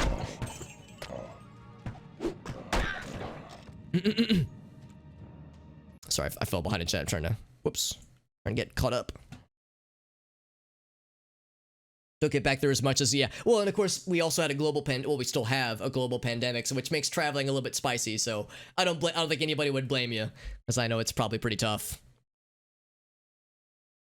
They don't have fiber, yeah, at least, I mean, maybe eventually, but yeah, like, fiber is great, obviously, but not really necessary for everybody, so unless you're an internet power user, it's not really required. Yeah, a looter RPG. I like looter slapper, because we're meleeing things, or a looter caster if you're using, like, spells, spellcasting. Oh yeah, I have a couple friends from childhood who had like military families where they themselves might not have served, but they had like other family members that did. So yeah, they moved around a bunch. And that's just how it goes. I understand, like, you know, for me it sounds like, I mean, I'm sure for anybody it's a lot, you know, it's a great sacrifice, but for many it's like it's like, yeah, that's just how it is, you know, they're just used to it. So you know, to me it sounds rough, but I guess if that's like the expectation, then I guess it's not too bad necessarily, but still, I'm sure it is a great sacrifice in that sense. That stability is something that I take for granted. That's some champion friends, oh boy. About every 2 years, yeah. That's not a lot of time, man. It's like, I bet it's tough for kids especially. That's like, you know, when they're forming friendships and whatnot, I'm sure that can get tricky. Undead extra strong, more like extra dead. Undead extra dead. Got him. They give a reason why the Fallen. Oh, you're right, Five Finger. Yeah, we get some like behind the scenes kind of lore sneak peeks for some of the standard monsters in this game, in the series rather. I know Diablo 3 is not everyone's favorite game in the series, but no, there were some things that they did that added some extra beef to some of the lore, some like the monsters lore and whatnot, and even like other major events that happened throughout the series. Like you get some extra peeks behind the curtain, which is kind of neat. That went first. Yeah, you could move back, yeah, if you wanted to, but yeah, no, it's like after a certain point, it's like, yeah, I'm in no hurry to move yet again. But I understand, like, I say I understand. I mean, I like to think I can sympathize, but it's hard for me to truly know what it's like to live that far away from family. I mean, my family lives in Illinois, and it's not that deep in Illinois. I live in St. Louis, so I can tell you that, like, my family lives, like, an hour and a half away. It's not bad, obviously. It's not super convenient, and there are times where it's a little bit frustrating, but it's not, like, a huge issue. Like, I can, you know, easily drive over there. Easy peasy. Just gotta make sure I fill up on gas beforehand, but otherwise, no problems. But yeah, it's like I recognize that puts me in a much more favorable position for some, well, I shouldn't say favorable, but just more convenient position when it comes to visiting family compared to people where they live a state over or a country over in some cases. It's with the math of this game. Oh, I mean, I'm sure like there was a reason for it. It seems arbitrary because 12 is not a power of 2. But if it was increasing by a power of 2, so if it was like some value plus 8 or something like that, or 4 plus 8 or something like that, like if there was some mathematics behind the scenes, then yeah, that would explain it. But no, I would have expected it to have been a power of 2, I guess is what I was saying. But the fact that it isn't seems a little bit odd. I have a lot of rejuvenation potions. I want to get rid of them, but I feel like once I do, I will start to need them. So I'll hang on a little bit longer. Looter Slapper. Inquisitor's pretty good. Yeah, I've never actually played any of the Warhammer 40k games. I've only played Vermintide 1, and that's Warhammer Fantasy, not Warhammer like, you know, Warhammer. Like, that's like not the sci-fi stuff. That's like more Dungeons and Dragons, more Lord of the Rings than like sci-fi stuff. And of course, it's a video game. I know Warhammer 40k is, of course, a tabletop strategy game, and it's apparently still very popular. I have some friends that used to play Warhammer. They loved it back in the day, but they don't really keep up with it as much now, just because it's just I know the upkeep for that game, it gets very expensive and very time consuming. So it's not for everybody, but yeah, like I said, I have two friends that loved that shit back in the day. I'm sure it's still very popular nowadays. You can give potions. There's like, I think there might be a button for it. What you can also do is just drag it over. I think there's a hotkey for it though, especially when things get stressful. It's good to be able to, like, you know, click it like instantaneously versus clicking and dragging and hopefully not misclicking and throwing your potion on the ground or something like that, because you want to keep them alive as much as you can. Although this companion, I mean, if we were to lose her, I would be bummed, but I wouldn't be like it wouldn't be the worst thing ever, just because I think we'll probably do as good an Act 2 companion as our permanent companion. We could go Act 3, but I was never that impressed with the Act 3 companions. They always seem like they always have a harder time staying alive. Act 2 companions are pretty beefy, and they do a lot of damage. Definitely makes sense for like a spellcaster to have an Act 2 companion. For a paladin, I'm not sure if it makes quite that much sense. But that's one thing I'm kind of kicking around.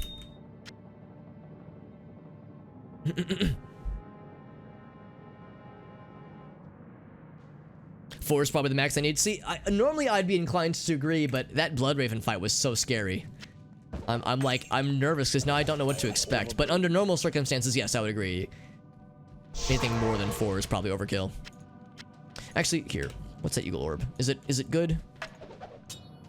It's okay. This one is garbage though, so I'll drop that one. I want to see if I can get to the end of the cave before we go back to town. There's another eagle orb. Do I have anything else that I'm like hanging on to that I don't need? This one. That one's actually a lot better.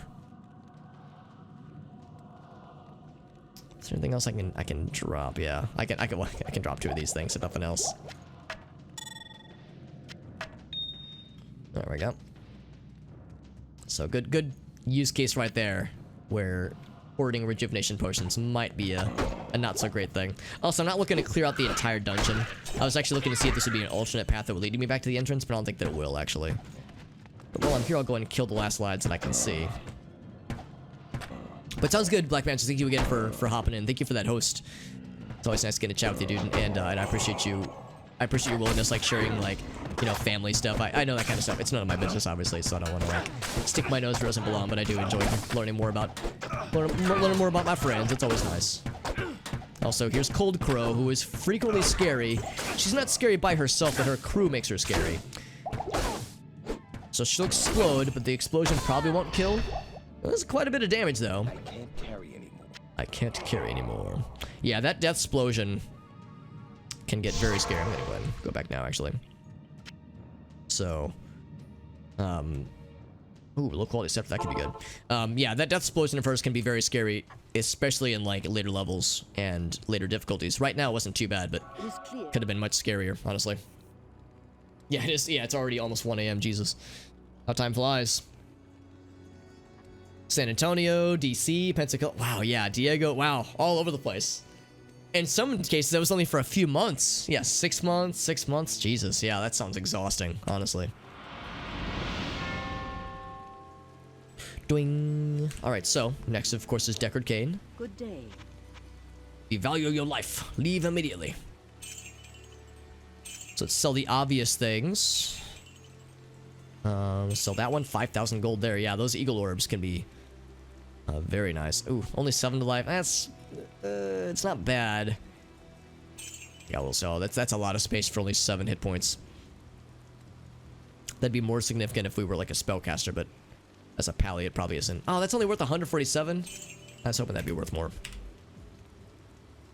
Right, so how many things do I need? 1, 2, 3, 4, 5, 6, 7, 8, 9, 10, 11, 12, 13, 14, 15, 16. I think was that 14 or 15?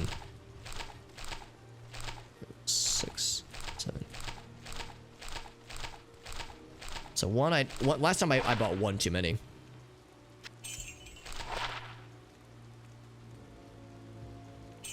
Left click. Control left click to sell. That's actually not bad. I might put that on our companion just because I don't think when equipment is worn or used by a companion that it lowers durability. So ethereal items aren't an issue because can't be repaired. That's fine. They don't need to be repaired. They don't need to be able to repair it anyway.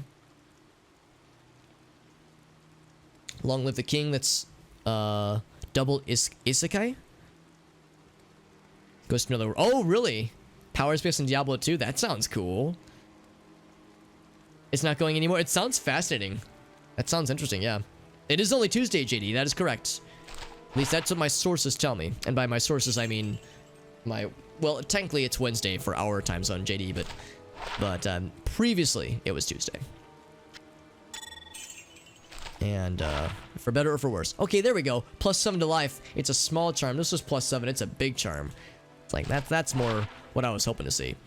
Fire resist. I'm gonna say, do we have any big fire things happening later? Maybe. Get rid of it for now. Oh, I should have kept that so I could give it to my friend, to our buddy. That's okay. Those. Or to Dex is not bad actually. I might handle that one. Oh, 12% fast rate recovery. Holy fuck. Shit, I think I just did the, you know that one meme of that one vent troll where he's like, Force Stam for strength leather belt. Oh, I feel like I just had that energy invoked just now. 12% fast rate recovery, 7 mana. Like I feel like I just accidentally did that and now I'm a fucking idiot. That's a lie. I've always been an idiot. Attack critical damage to 1. Yeah, we'll give that to our buddy. 6 damage. Yeah, we'll give that to our buddy as well. Lots of stuff to give to our buddy. They do. Yeah, they're much more responsible. Also, Off-Road Devil, good to see you, buddy. Thank you for helping out with the boost. Big Charm, which is, of course, short for Big Chungus. Wait, is Chungus short for a thing? It's like how the name Chuck is short for Charles. Do you think Big Chungus's formal name is Big Charles Gus? Big Charles Gustifer. Gus being short for Gustifer or something. I don't know. I'm wondering in my brain how far we could take it. Got a new apartment going to Houston. Yo, that's exciting. At least until January. Okay, yeah. Yeah, that's a good question, JD. Like, yeah, if you're stuck with the lease until January of next year, then yeah, that's tricky because, yeah, if you can't break your lease, that's kind of a bummer. I mean, I guess you could, but it would be very expensive. So I guess you're kind of, I don't know if I want to say that you're stuck necessarily, but I understand that it makes it harder to leave early. Much as you might like to. 1, 2 left. But yeah, like when to initiate that whole process. Because yeah, it might take a while to, well, it will take a while. I mean, moving, again, can be a huge pain in the ass. But yeah, that's exciting though. I'm excited for you for the move, but yeah, I know that can be a lot to manage and to coordinate. Let's get this one to her. Better defense. Put that to good use. I'll put that to good use. Yes, you will. Put that to good use. Through this one. I'll put that to good use. I think that was the only things I wanted to give her. She can't take charms, of course, but she can take gloves. So once we find another pair of gloves, we can give that to her. So we'll keep these two. Oh, I didn't mean to sell it. Well, actually, no. Ooh, that's expensive. I didn't mean to sell that. Shit. Do I want to buy it back? I kind of do. Yeah, I kind of do. It's just that's a pretty good charm. The poison resist is good and some slight damage. Poison damage is good too. 7 to life. Yeah. So we'll keep these. Resistances are very important for hardcore characters. I mean, it's important regardless, but I feel like it's especially important for a hardcore character because, at least in the base game, that's where things can get scary. And I would imagine they can get scary in this one as well. Holy Fire. If we can get Holy Fire Zeal, I'd be very excited. Zeal and Prayer. Nothing yet. I'm holding off. I'm holding off till we get like a really good one.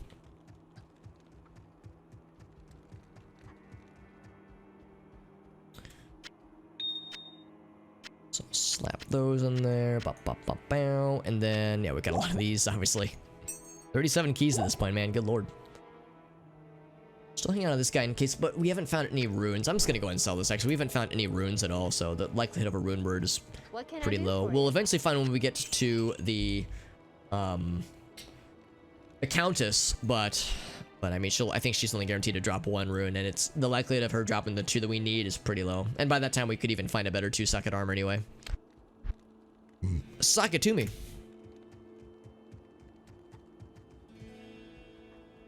Yeah, nothing else really. I've been abstaining from like repairing stuff just because we're going through equipment so quickly. It's really not worth it. But eventually it might be, honestly. What's this scepter? It's low quality. That's not very good.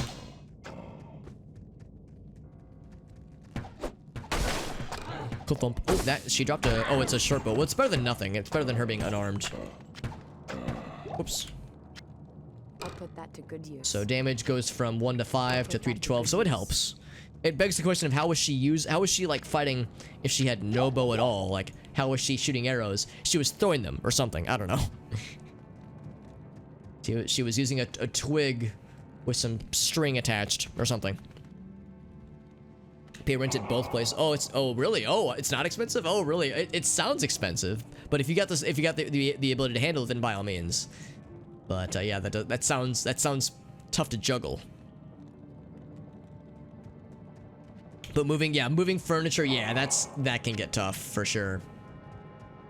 You know, obviously if you're contracting like a moving company and going, you know, across the state. I don't know. Let's see. I'm trying to think where you are right now. You said San Antonio, I think, and to Houston. I don't know how far away those are, but I mean, presumably they're, you know, not exactly close. So if it's at least a few hours of a drive, then that could get expensive.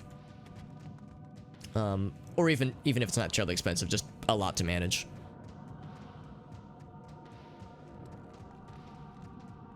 Oh no, it's okay, Passive Pagan. Can I ask what the band name is now? I'm curious. I'd be happy to hear it.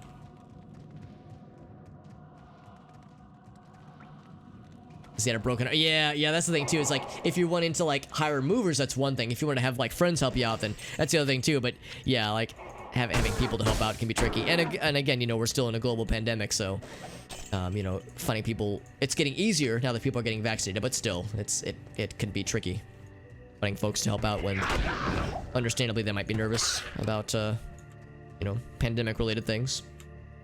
These are only cracked gloves, but it's better than nothing. She'll put it to good use. I think we already found the entrance to the stony fields, and it's gonna be down this ways. Let's kill some bad guys along the way. This is great. You hit one guy, and they all pop around them like popcorn. There's some standard. Ooh, a yellow bow. Oh my. Unique or rare, I suppose, not unique.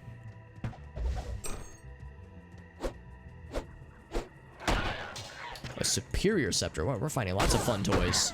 She feels much stronger now. Very good. Very good.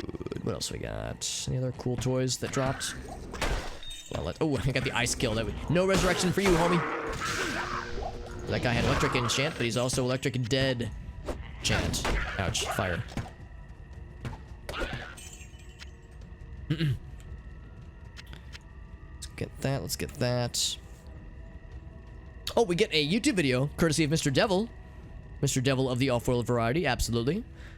Let's see if there's anything else I wanted to do here. There was a couple things. Before I forget, what did we pick up? We picked up some regular leather gloves. I'll put that to good use. No real difference, statistically at least. Resist fire, it's not bad. It's got really good, like pretty good damage. Melee attack, steal, splash damage. Do we just have that on everything now? I was excited like that was like a new thing, but maybe that's on everything for paladins. Resist fire. Let's see, what else do we have? Can we see what that looks like for demons and like skeletons? I guess it doesn't show us. We just have to estimate. So for undead, it's like 2 to 9, I guess, which is pretty good. And for demon, yeah, okay, actually this isn't that good. So yeah, I think I will switch to this guy. Resist fire we don't care about as much, but it's just good damage. And we'll identify that next time we find a scroll for such things. Was there anything else I found that I wanted to deal with? I think we're going that way. Let's duck down this way, get that skill shrine. their best album. I'm a Tarkus guy personally, but yeah, I mean, Brain Salad Surgery, I would say it's objectively probably their best album, honestly. Like, I prefer Tarkus, but yeah, Brain Salad Surgery probably is where it's at. I mean, fucking Carnival 9 Part 2, man, what an awesome song. I mean, there are other cool songs, obviously, but like, that was like such a banger.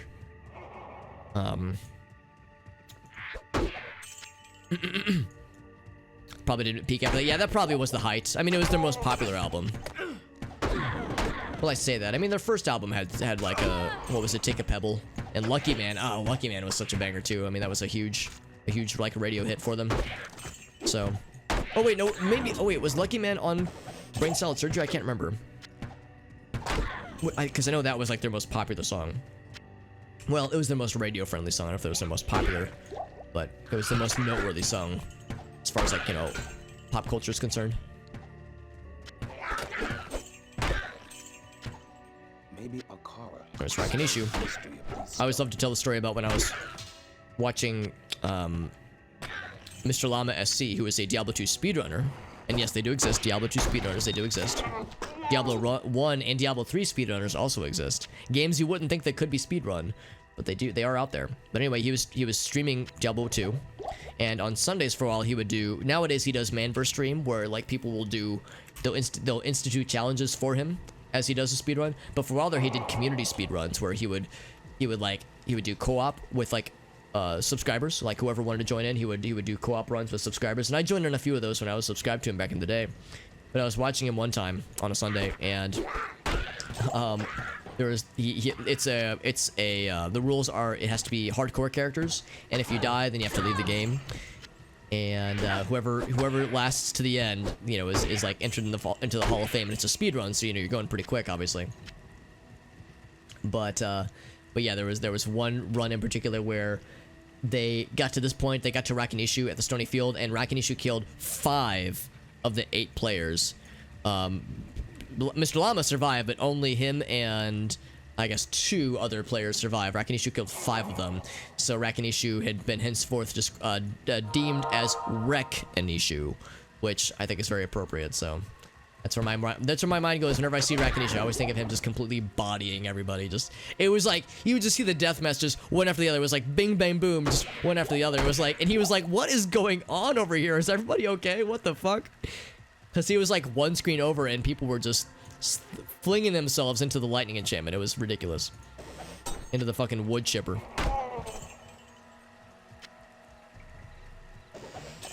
Kigas in Mother 2. Oh, interesting.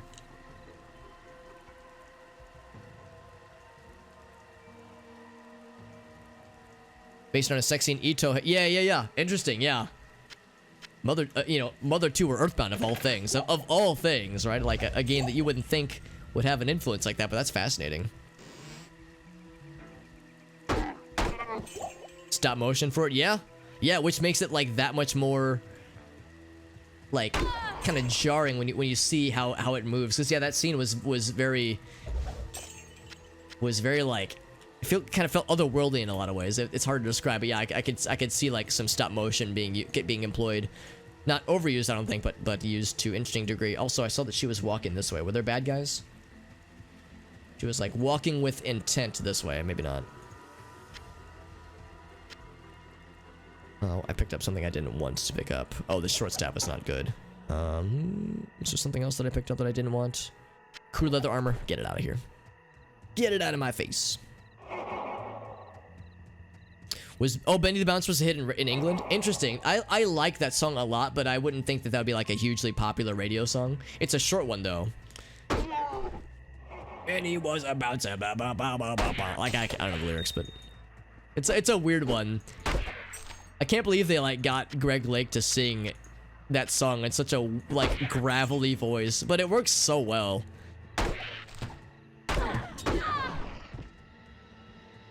It's such a fucking weird song though. I love it. No, I love ELP. Tarkus is such a cool album. Bitches Crystal is an excellent song. Endless Enigma. Abaddon. They did all these like classical pieces, so Abaddon's Bolero and the Mussorgsky Suite. with pictures of an exhibition.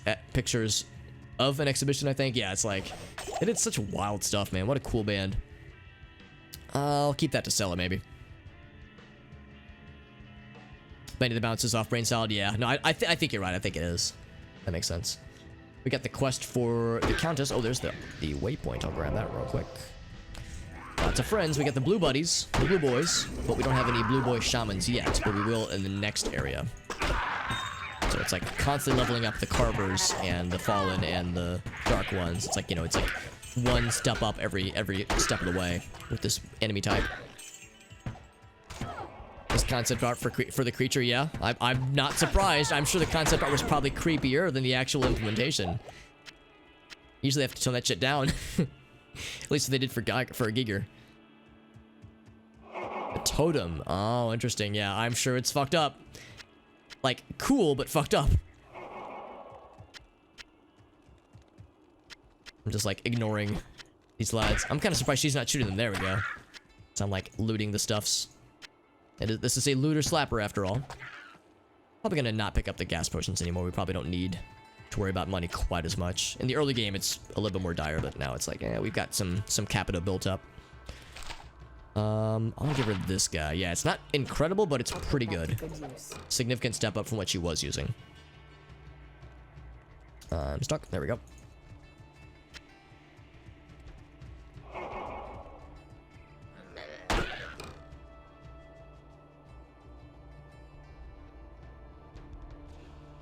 Short stop, but then there's short stack.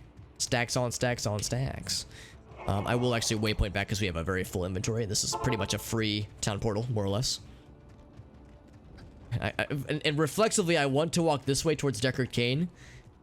This is where I would put Deckard Cain if I had one. Soon, though. Soon we will acquire him. Hello. Hello. Nah, I'm good. That one's just okay. One's okay too. Oh, damage buckler. We got a cool buckler, a cool guy buckler, which I'll probably use. We haven't found any small shields yet. Ooh, fast rate recovery though. Fast rate recovery is always good. Saurus, 10 to strength. It's pretty good. Dude, fast rate recovery though. Man, I don't know. Saurus isn't bad. It's not exciting, but it's okay.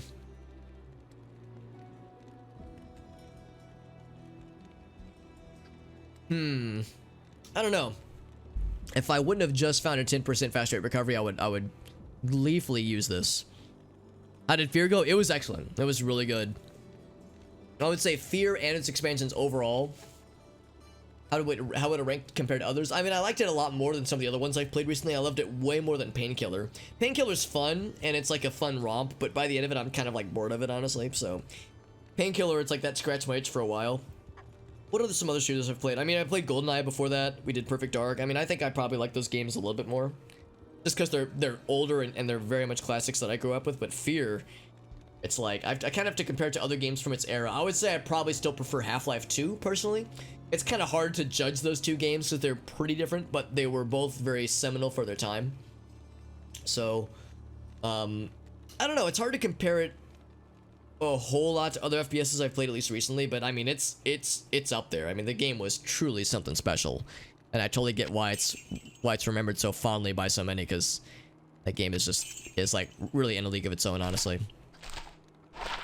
Especially when we consider like its contemporaries and the games that came out around the same time it did, and before it, or rather after. Like, it was just very ahead of its time and holds up still, I think, exceedingly well nowadays. 10% cast bolt, or charge bolt, rather. Oh, that's not very good. What does she have right now? She has, Thorns is probably better for her, honestly. Well, 10% though. 10%'s pretty good. Level 3 charge bolt. Yeah, let's give her that, actually. I think that probably is better. Or I think about it. Good use. Still this, though. Yeah, I'm really leaning towards this guy. I might keep this in the stash in case we find another Saurus, but even if we do, I don't know if it'd be worth it necessarily. Oh, Black. I've heard Black's incredible, and it's a fairly obscure game. But yeah, I remember when Black came out, I remember really wanting to try it because I heard that it was really cool, and it looked incredible. But yeah, that is also on my list. I realized for Black I would either have to emulate, which is dodgy, or find a used copy. Because I think that was original Xbox and or PS2 only. If I'm maybe it was Xbox 360. Actually, I can't remember. But yeah, I think that was console only. I don't think it ever came out on PC. I could be wrong though. But yeah, I remember Black was like kind of a sleeper hit, but people loved it. It's only like $5. That's not too bad. Yeah, so like, yeah, affording it is not an issue. Whoops. So I threw it on the ground. I have a lot of freaking these things. What are these things called? Gems. A lot of gems. I'm trying to like keep them somewhat organized, somewhat contiguous. Let's go ahead and put this in here as well. Dark Cloud. Oh yeah. I remember I had some friends who loved the Dark Cloud games, and I never played them. And of course, I didn't. For many years, I didn't have a PlayStation console or a Sony console for that matter.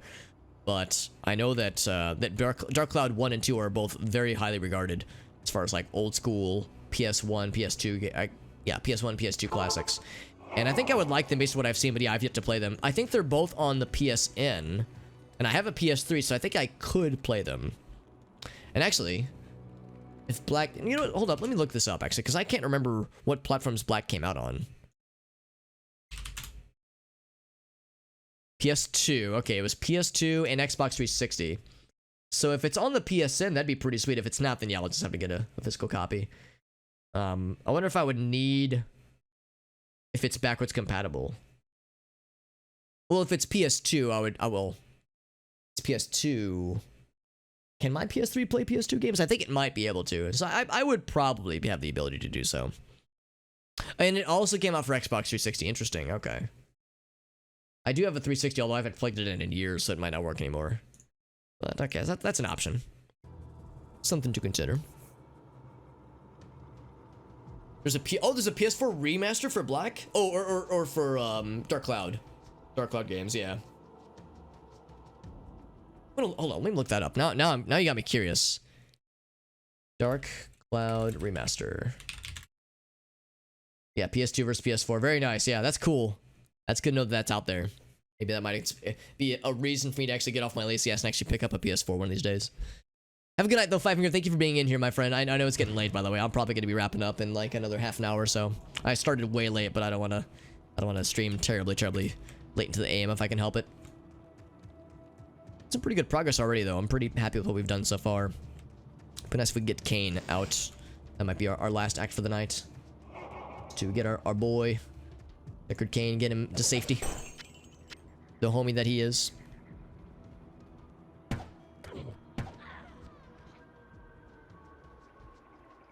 Unwilling to release them on modern consoles. Oh, you mean for Dark Cloud, that is? Yeah, was there a Dark Cloud 3? I know that 1 and 2, of course, are beloved by many, but I don't know if there was ever a 3 or if there was intention to release a 3. It would make a lot of people very happy, but I don't know how much a modern audience would really care. I mean, obviously for old school fans, it's great, but yeah, a lot of the fans are... A lot of the intended audience would be for the younger crowd, so I don't know how much it would translate to modern success, but... I mean, those games were definitely like cult classics for a lot of folks. No 3 then, yeah, it's unfortunate. I mean, I say it's unfortunate. I mean, you know, some people say Diablo 3 shouldn't have happened. Some people say that certain sequels weren't necessary, and there's something to that, you know, letting sleeping dogs lie, as the saying goes, but I'd like to think that they could have kept it going, right? It's like, I like to think they could have done something with it, because now it's a semi-forgotten series for some folks. I'm gonna abstain from leveling up for a little bit, actually, because I want to use this experience shrine as much as I can. I want to strike while the iron is hot. Because, only lasts for so long, and you get pretty good experience boosts whenever you get the experience shrine going, so it's like I gotta get this while the getting is good. Especially with boss groups. Boss groups plus experience shrine means like Mongo experience. It's a thing of beauty. A thing of booty. Actually, I'm backtracking if I go that way. I just wanna kill things while this experience shrine is activated. Boom, boom, boom, boom.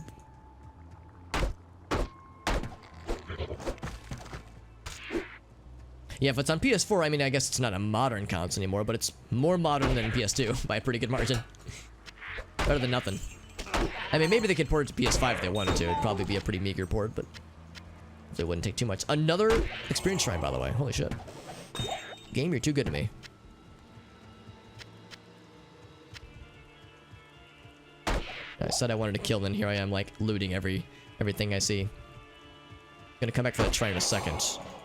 Jewel. I'm gonna grab that. I'll come back for that second shrine once this one runs out. I'm trying to keep an eye on it, though. Had some stuff that was ahead of its time. Yeah, I would not doubt it. I've never played the games, but I've seen a decent bit of the games. And yeah, they seem pretty up there. Up there and out there with, like, a lot of interesting mechanics and features that nowadays are probably kind of like so-so, but back in the day I'm sure were pretty huge. Alright, our shrine just ran out. I'm going to level up and then grab this other shrine and then go for the underground passage, which we need to do anyway because we found the stones, which is fine, but we can't go much further, and we have the waypoint, which is pretty good. Yeah, the crafting system seemed really cool, like the way that like your items would evolve as you crafted into them and leveled them up. Town building hustle, yeah, the side hustle, yeah, that's so fucking cool. I actually didn't know it had like the town building element to it. Oh, only 2002, yeah, that is wild, man. That shit's nuts. PS2 graphics, yeah, the graphics are fine. I mean, they're not great, but like they hold up. It hasn't aged horribly. Some games have aged visually horribly, so yeah, Dark Cloud, I from what I've seen, it's all right. And of course, seeing them on TV as a kid was always so like, oh man, I remember seeing that stuff like that, and me being like, I wish I had a Sony console. Like, of course, I was a Nintendo guy, and in many ways, I guess I still am. But yeah, seeing stuff like that, it's like, man, there was some stuff I missed out on. Also, why is this over here? Oh, I guess it moved over to the right side because we have stuff on the left side now. Can I move it? Okay, no, it resets. Okay, that's fine. It's just a little bit weird. I would maybe prefer being on the left-hand side, but it's just fine.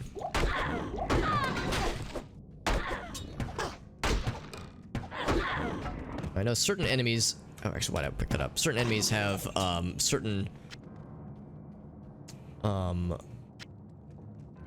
experience amounts that they'll reward. Like, some enemies will give more experience than others. I'm not sure how these guys do necessarily, but I know... The beetles in Diablo 2, for instance, give crazy experience relative to the level that you typically are when you're fighting them. I mean, it's not going to be crazy experience if you're like over-leveled, obviously, but for being like level 15 or like, well, 12 or 15 or maybe 20 or so, like the experience they give is considered like really, really good. So for speedrunners, there's like certain enemies they will focus on more when they're trying to like power level their character, and the beetles in Act 2 are one such case. Again, I don't know if any off the top of my head, in this area at least. Well, that's the thing, but it just occurs to me with the experience shrine going, that's like one big thing for some folks. Get some more friends. Yes, he's just extra fast. That's not too bad. Ooh, the Targe, or Targe, I suppose. Get those Paladin shields. That's where you get some really cool stuff, too. Part of why I haven't been, like, investing much into the shields we've been finding, because I knew we'd eventually find some really good stuff for our lad. For our boy. If I find level 2, I will take it, or rather, I'll explore it. But what we're technically really after is the exit. This area. Also, that was one big loop. Very good. Good emulator. Because your PS4 correct? Yeah. If you're looking for like a PS2 emulator, I mean, I know they're out there. I don't know of any off the top of my head. I've never used a PS2 emulator, but I'm positive that they exist. And that they're probably pretty reliable. I'd imagine PS2 emulation is probably pretty good. There are PS3 emulators for that matter. I don't know if they're any good or not, but I know they're out there. So it's like things have been evolving, you know, for sure. Things in the emulation scene have been doing stuff. Mostly for the better. I mean, I'm not a huge fan of emulators myself, but I mean, I will acknowledge that they are required when it comes to game preservation to at least a degree. I wish, you know, game publishers and whatnot, well, it's not really the publisher's fault, but I guess I wish gaming platforms did more to preserve older games. I mean, their PC games are actually in a pretty not bad place right now. I mean, good old games and Steam both do a pretty good job, I think. An okay job, at least. Not great, but it's like pretty good. But, you know, there was that big outcry a month or two back where it sounded like placed that Sony was planning to get rid of their PS3 and PSP Vita store. Actually, well, I think they're still getting rid of Vita. I think maybe they're not getting rid of Vita, but they're getting rid of original PSP store. I think, but they're not. But they did say they're going to keep the PSN for PlayStation 3 around at least a little bit longer. I would imagine eventually they will get rid of it, but they at least said they'll hang on to it for the time being, because there was a huge outcry and they were like super shocked. They were like, holy shit, people actually care. So it's like, you know, there's a lot of companies or like platforms, I suppose, that don't really care that much, or if they do care, they don't appear to care as much about like older games and preserving them, because that's where emulators and that kind of community really steps in to fill the void.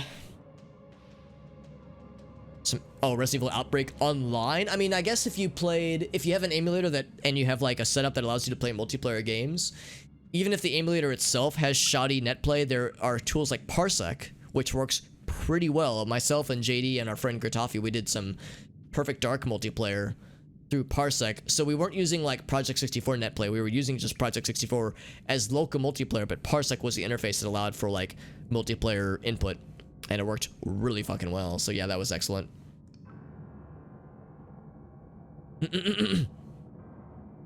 RE Survivor. Yeah, I heard Survivor was not so good. I heard Code Veronica was alright, but has not aged very well. Like, it was okay when it came out. Survivor. Oh, really? I've heard mostly good things about RE8, although I know RE8 is very different. Well, it's closer to 7, and then 8 and 7 are a pretty big departure from like 4, 5, and 6, for better or for worse. Based on what I know, I think I would really like them, but I know it's not everyone's cup of tea necessarily. Yeah, exactly. Like, it's like, especially if you already bought the game a few times, like, yeah, at that point, legally, I'm not allowed to say this, but I think it's okay to emulate personally. I mean, I'm not a huge fan of emulators myself. I much prefer an approved platform if I can help it, but some games, there's just no fucking way to acquire the game otherwise, unless you spend like $100+ on a botched used copy on eBay or something. So it's like, there's just not a lot of options sometimes. Stretching to increase oh yeah, it's good to do, especially when you're sitting down for long periods of time and streaming video games like I sometimes do. Sometimes I go for long periods of time, so it's good to be responsible about that. Make sure you minimize blood clots and such. Brought back Ethan. Yeah, I heard Ethan as a protagonist is not everyone's favorite. What little I know of him, I think I like him, but I know that, yeah, he's not that not everybody loved that he's in the game as the main protagonist. Do I want to get into these? Vigor is good. I'm actually tempted to not spec into these necessarily. Defense is good. I don't know. I don't even know if I necessarily would need to go into prayer. I would say I want to get to salvation for sure. Salvation is good. So let's see. I'll put a point into all three of these. I might reset my skills though and get rid of prayer. Slowly regenerates life, which is good. Well, you do get bonuses per like 2 base levels, which is pretty good. So you are incentivized to, like, you know, put some specs into these guys. So and of course, yeah, you get the I think you get bonuses. Yeah, you get the bonuses from other things too. Blessed Aim, Salvation. Wow, that's a lot. Those bonuses are pretty sick, actually. Those synergies. Resist Fire, Salvation, Blessed Aim. That's actually insane. So yeah, maybe there is a reason to spec into these skills, to the defensive auras, more than just these at least. So I don't know.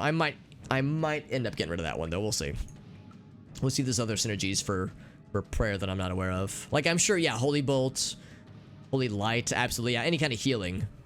Well, maybe not that one, but the other ones though, for sure.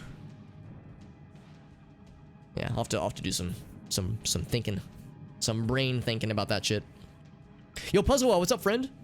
Absolutely, yeah. Puzzlewell, I know that you and I have very similar game tastes, so if you're a fan of Diablo 2, I mean, you're welcome here regardless of whether or not you're a fan of Diablo 2, but you're especially welcome if you're a fellow Diablo fanboy like I am. I'll put that to good use. I'll put that to good use. Just a player stand-in, yeah. Just kind of corny, yeah. No, you're saying he's not corny, right? Yeah, you like the action anime protagonist. I mean, I loved Leon and RE4. I mean, yeah, I like the over-the-top stuff, but I also get why they're going for like a more subtle, more like measured, I guess even maybe considered a modern approach, for better or for worse. So, no, I get that too. It's like, I know it's not everyone's favorite necessarily. Physical resistance is kind of cool, actually, on that guy. I think I actually will give that to her. I'll put that to good use. Can I give her bolts for that matter? Does that help? Not boots, bolts. I can't use that. What'd she say? I can't use that. Okay, well, I guess it's not required then. It's Korean, so I thought maybe. Yeah, so it's a little bit slower, but it's a little bit more damage. I'll just sell that back in town. But yeah, like I said, no, I get why it's not everyone's cup of tea exactly, but from what I've seen of the game, I think I would enjoy it quite a bit. I've not played 7 or 8 for that matter, but I've watched people stream them and they both look pretty sweet for my money at least. There's a lot of likable protagonists, yeah. Well, and of course that's one nice thing about the remakes. The remakes for, well, the original and 2 and 3. You know, it's like we get to see those characters fleshed out a little bit more visually, but also like more like cutscenes and more like it's just more interactive and more like give them time chance to shine, which is kind of nice. 50 now, 50 keys, wow. So I don't need this many rejuvenation potions. Let's drop like all but 1, 2, 3, 4. Let's drop all but 4. I don't remember who said it, but yeah, 4 is probably plenty. Plus the 2 we have in our stack right now. But yeah, I guess this was like them saying like, yeah, we want someone new. Well, I mean he's not new because he was the same protagonist from 7, but at least with 7 they were like they wanted to charter their own story, I suppose. A new deal. Where'd everybody go? Bingo. Yeah, such a corny line and I love it. Just kind of a standard. Yeah, it's not very exciting. Is it lazy? I don't know. I mean, I guess like it was just them trying to like venture into new territory probably. Because I think Capcom realized that Resident Evil was in a not so great place. I've never played 5 or 6, so I can't speak to this, but I've heard that people strongly disliked 5 and 6. So I think that was Capcom maybe overcorrecting, you know, over course correcting, so to speak, but them trying to say like, we need to go some different directions here with the series. And I think they mostly did a good job with that, but there was an argument to say that, yeah, they might have overdone it. Because he doesn't have much of a personality. I mean, he certainly has less compared to Leon Kennedy and Jill and all these others, but yeah, their personalities were so overblown and ridiculous. Chris Redfield, I mean, it's like, yeah, you can't help but love it, but yeah, it's like maybe they overdid it a bit. Is it boring? I mean, I guess like it might be boring to some. Like having the character be more of a player stand-in. You can make the argument that every Link ever from Legend of Zelda has always been a player stand-in. But I guess with Link, he's not really like, he's not the focus of the story really. I guess he is in a way, but like him being boring, so to speak, doesn't really take away from anything. Whereas Resident Evil is like has typically been built around player protagonists that are, yeah, have historically been campy and silly and kind of like tongue-in-cheek. So I guess in that sense it does kind of get away from the mood. Resident Evil is like maybe more or less supposed to have been unbelievable and like cartoonish. So the fact that they're going for more like modern, more like try-hardy, rubs some people the right way and some people the wrong way. So I'm not surprised. Play the remakes, yeah. You can get the old school, yeah, the tank controls, yeah, exactly. Yeah, for better or for worse, yeah, the tank controls, that's another thing that, like, some people love, some people strongly did not like. I would say it hasn't aged well, but at its time, it worked pretty well, I think. I mean, the games were built around the control scheme, so it was alright. But I've only played RE4, I've never played 1, 2, or 3, or any of the later games for that matter. I want to play all of them, but I want to play the remakes after I've played the original versions. So I want to play RE2 and RE3 first before I play the remakes, respectively.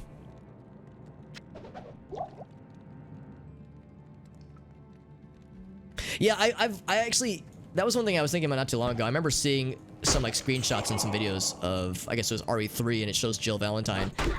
Or is that her last name? Jill, at least. And I remember thinking like, yeah, there's something about her face that like threw me off a little bit. not resting bitch face necessarily. I don't know. It just it was not how I expected her to look necessarily. Not in a bad way. It just was a little bit jarring. So I don't know. Maybe it's just because I've never played the series really. Like it's a series I've kind of neglected over the years. So since I've only played 4, but from what I've seen, it was a little bit odd choice, I suppose. 5 is good. Oh yeah, co-op. Yeah. I guess I should say people didn't like 5. Not because it was a bad game, but because it was, like, not very spooky. And apparently the AI for the friend that you have, like the co-op friend, is like a huge fucking anchor that just drags you down. Like a huge pain in the ass when it's AI controlled. But when it's with the homie, apparently, yeah, Resident Evil 5 and 6 for that matter are apparently both extremely fun when it's with a friend. Even if they're not scary, it's still like a fun game. So it's like not a bad game, but just by Resident Evil standards, it disappointed a lot of folks. But again, I'm just parroting what I've heard other people say. I don't have any first-hand experience, so I don't have so much that I can weigh in on myself. IRL human models, yeah. Yeah, it's like maybe that's it too. It's like they're going for more realism, whereas you can make the argument that Resident Evil really shined when they didn't give a fuck about realism. They just went full comic book anime. I mean, I guess a realistic presentation is one thing. You know, you want the characters to look believable. But I could see why it's like, yeah, just like it's like they just overcompensated. It's an over-course correction. A lot of leather armor, and I have a very full inventory. I can get rid of that guy. I can probably get rid of that guy. That's gonna sell for garbage. For peanuts. So I can make some space. Yeah, just kill bad guys for me, would you, lady? Thanks for killing bad guys for me. Literally doing all the work while I just stand here and stick my thumb up my own ass. Instructions unclear. Fucked own ass. Feel stronger. Hell yeah. Good job.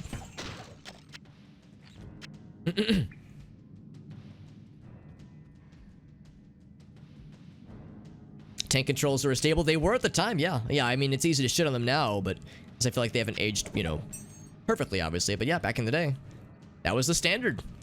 That was the standard. It made the games feel clunky in a way that made it like believable. It felt like you were kind of in a horror movie. Yeah, you were hard to control. It was kind of hard to control, and it limited your agility because you had to be careful and slow with your movements. So it kind of forced you to like play slow. So it's like there's a use case to be an argument to be made for tank controls, at least for older games like that. For modern games, I could see why, you know, people aren't huge fans, obviously, but yeah, like I get why that was the thing back then. Martian Gothic, yeah. When Super Great Friend was playing that game was fucking wild, man. I only saw one stream of it, but I was there for most of it, and that game was nutty. Like, I don't want to say that it looked like garbage, because that's mean, but like it looked rough, man. That looked super fucking rough. Silent Hill 3, yeah. Apparently that's another game or another series rather, that had like pretty good controls for its era. And of course, it will not surprise you to know I haven't played any Silent Hill games either, but I would like to.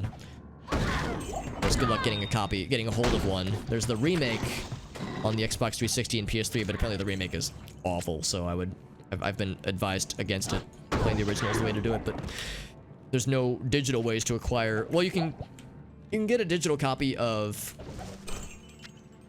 Silent Hill 1 pretty easily on the PSN, but there's no digital ways to get Silent Hill 2, unfortunately, so you pretty much have to emulate or just find a used copy. Here's the exit.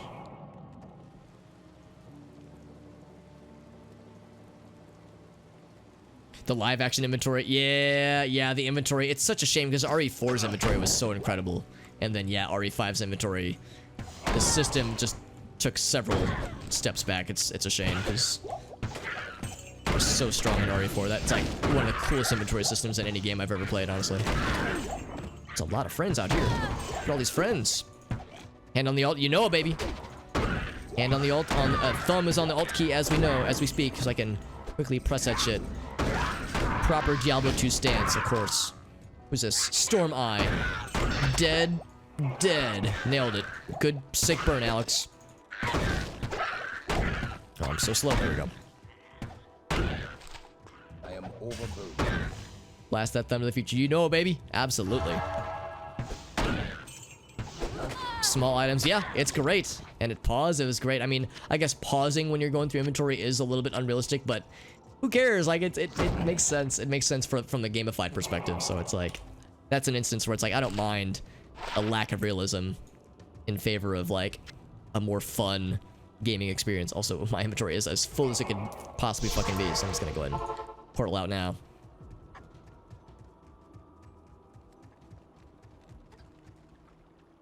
The Order welcomes you. And the merchant, that's right. Yeah, the merchant system was great. Finding him was always such a like a relief, honestly.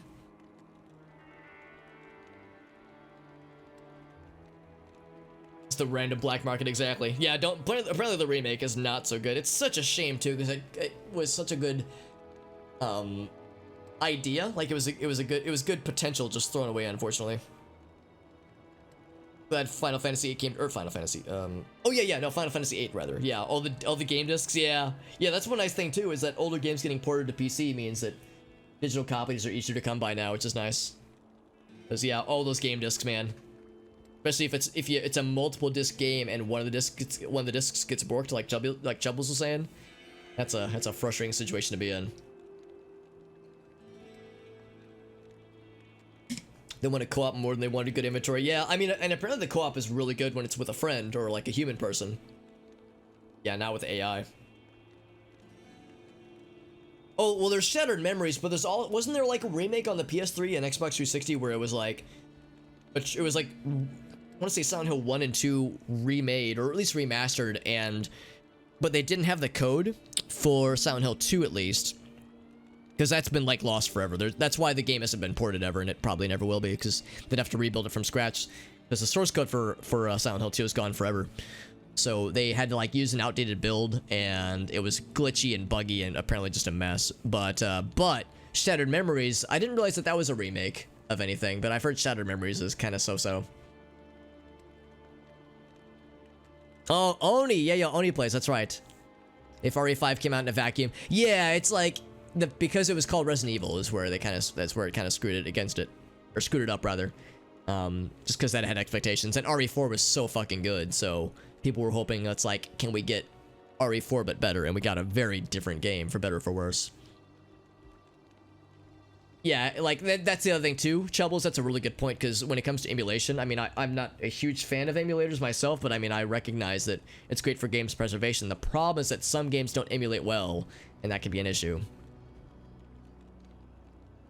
Don't mind unpaused inventory. Yeah, I mean, if it's quick, that's fine too, but yeah, it's like, I guess paused inventory is considered unrealistic, but like, I don't care. Like, that's something I'm fine with not worrying about. Like, I'm fine with having that be unrealistic.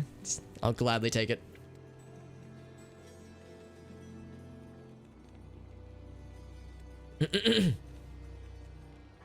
Yeah, it was like a remaster, but it was like, it was a remake remaster where they had to like build a lot of it back up from scratch, and it was just a mess, unfortunately. The thing I'm thinking of. But Shattered Memories is a reimagining. Oh, okay.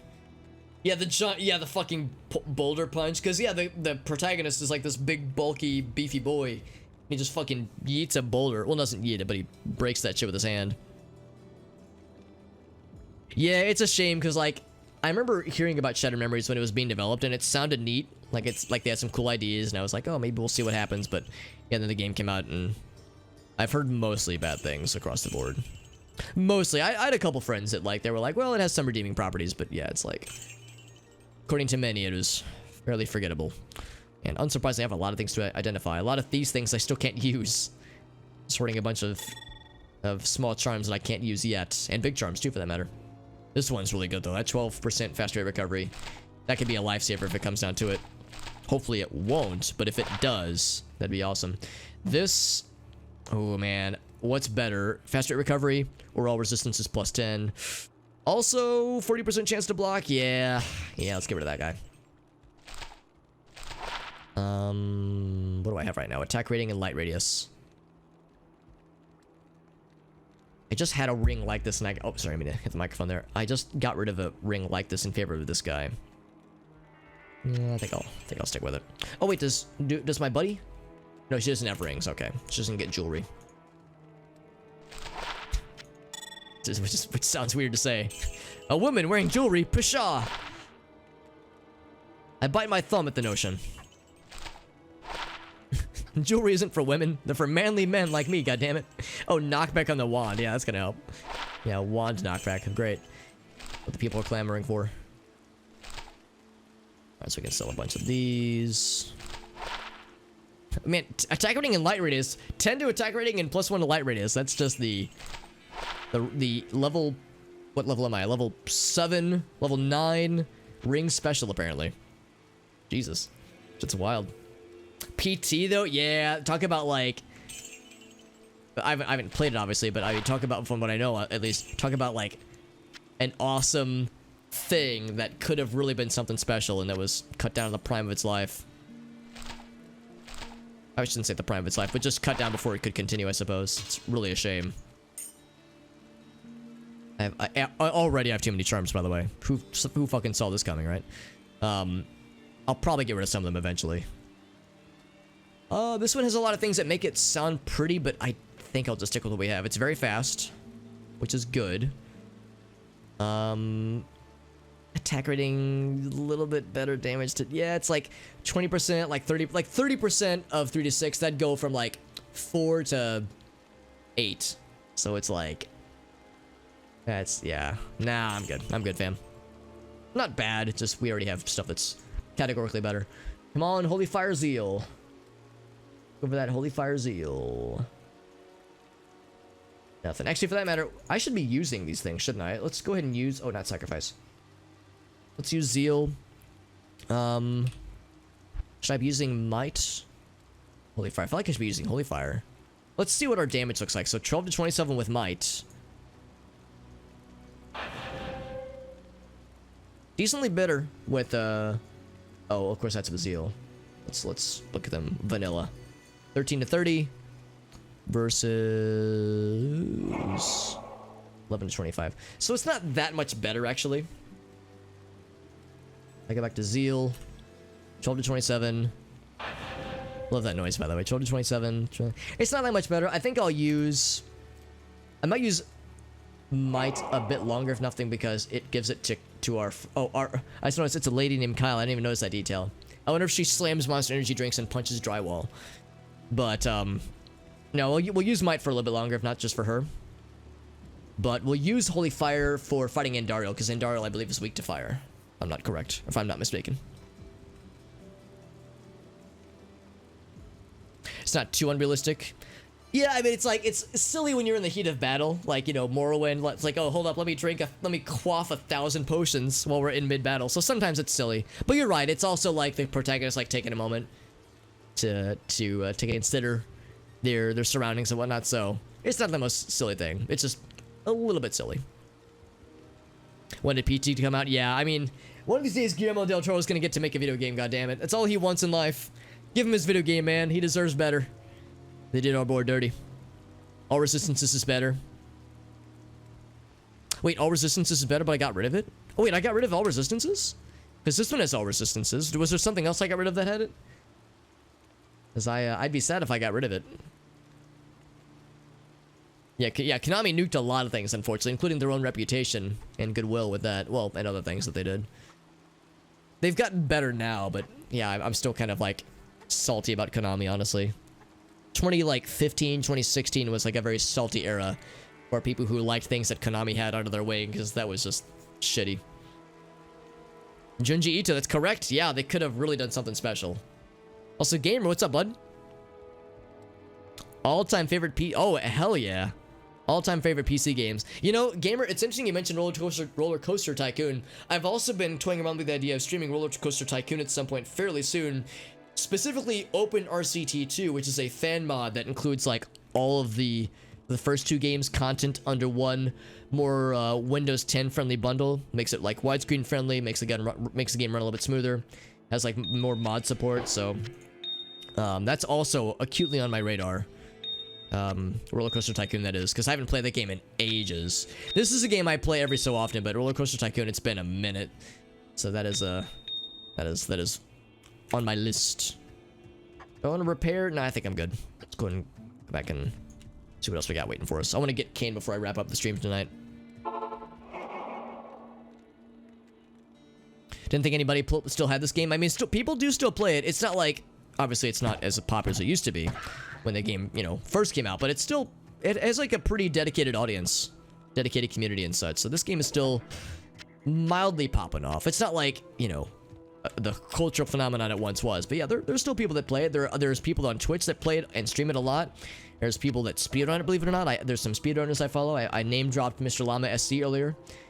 So yeah, there's still places, still corners of the internet that still revere this game well, as they should. So it's like they're still out there. Us Diablo 2 fans, you have to try hard to get rid of us.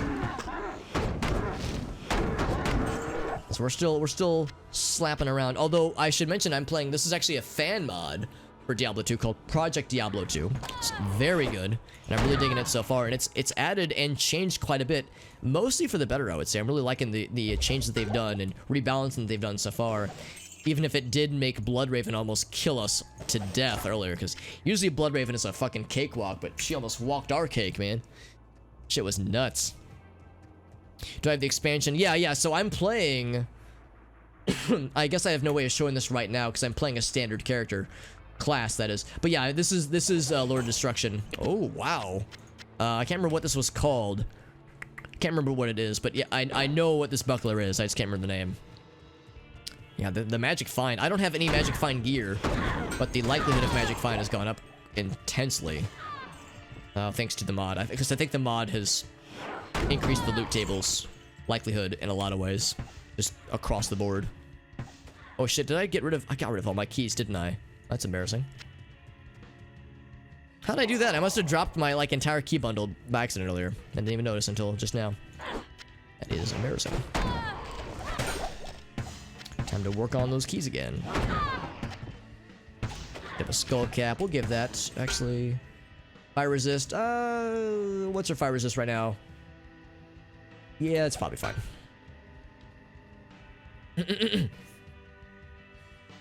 Health items and potions. Yeah, I would say so. I would say it's not a bad way to do it. Have the animation play. Yeah, I would say it depends on the game, but I would say across the board, it's not a bad approach, honestly. Late stream night, yeah, no, I started late too, that's part of it. I started late, and also I've been really excited to play Diablo 2. This is one of those just one more thing kinds of games. So I do have to be careful about, you know, how much I commit necessarily. I probably actually it's already almost it's past 1:30, so I probably will be wrapping up fairly soon. I was thinking I'd rescue Kane tonight. I might save that for next time, which is to say maybe tomorrow, probably Thursday if I had to guess. Thursday will probably be the next stream. I might stream Friday. There's a chance I might be able to squeeze in bonus stream. We'll see about Friday. No guarantees, but we shall see, my friends. Level 10. 10 levels in a single night. Hell yeah. Konami can't hear shit. Yeah. The pachinko coins, or balls, I guess. And also, for that matter, all the money that they're making. Because, I mean, you know, they're making they're making bank with the pachinko stuff. And let's not ignore the mobile games. So, I mean, it's been a worthwhile strategy for them, unfortunately. I wish that it wouldn't. I wish that would have blown up in their face, but unfortunately it was a genius marketing move, and business move rather, to say fuck making video games. Although, in all fairness, they've improved. I think they have started making some games again, which is nice, but for a little while there, they were like, video games, what are those? I mean, mobile games are game. You know, that counts as a video game, but like, I guess you would say just standard video games. It's like, people don't make normal video games anymore. And for a while, that was true. No, I would say my salt has gone down when it comes to Konami in more recent years. We got Diablo Resurrected. Yeah, we got fan mods like this keeping it alive. So yeah, I would say now is a pretty good time to be a Diablo fan. Diablo 4 is being worked on. No idea when it's coming out, but you know, it's happening. So for better or for worse, it will happen. We'll see how it goes when it comes out, but I'm hopeful. So yeah, I would say that there's like exciting things to be excited about and to look forward to. But even if you don't have any interest in like the new stuff, just playing the game is still fun. Because like I said, there's still people, the servers are still live. There was a patch for Diablo 2, like vanilla Diablo 2, 3 or 4 years ago that made it run a little bit nicer in Windows 10. As well as a few other like a little minor little tweaks and fixes. So pretty good stuff. Pretty good shit.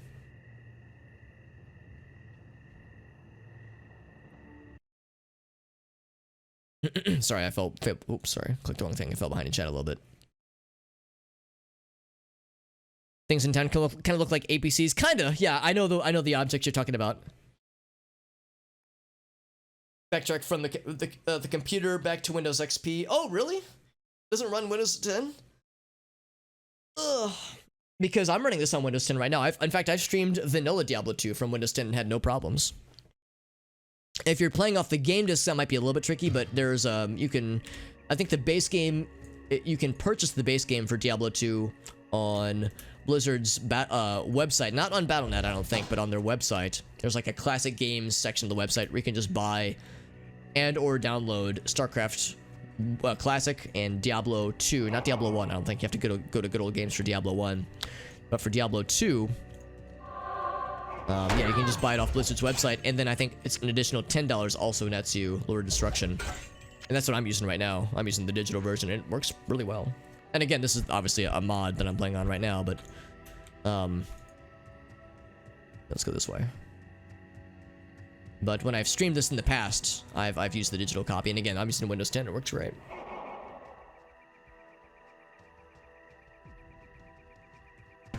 Rebalances, yeah, I mean, I'm enjoying it so far. This mod is doing a pretty good job of making it fresh, because it's like, now it's, for the longest time, since I played a lot of Diablo 2 over the years, I knew what to expect. You know, Bloodraven is usually a pushover.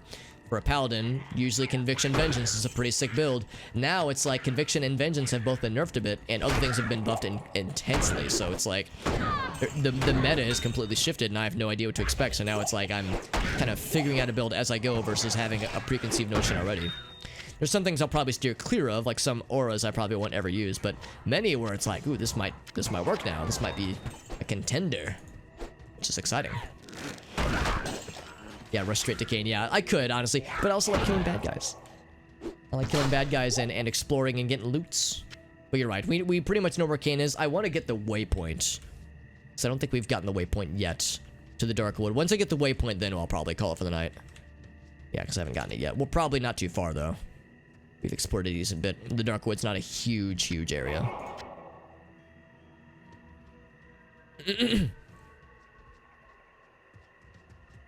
If Resurrected is anything like the main stuff, I mean, I obviously the Resurrected will have a very different presentation, and we'll have some modernized changes, but I've watched some dev blogs, or I guess vlogs you would say, where they interviewed some of the developers for Diablo 2 Resurrected and some of the tech leads, and they talked about a lot of the stuff where they try to be very careful about what changes they would implement, just because, you know, there's the temptation to fix the game, quote unquote, but it's almost like you kind of want to leave some of the clunkiness alone, because that's part of what makes the game the game. You know, it's like if you fix quote unquote too many things, then you start to take away from the essence of what made this game so incredible back in the day. So they're trying to be very conscious of that. They did say that one of the few things they did change is that gold just auto picks up now, as opposed to having to click it, which I prefer.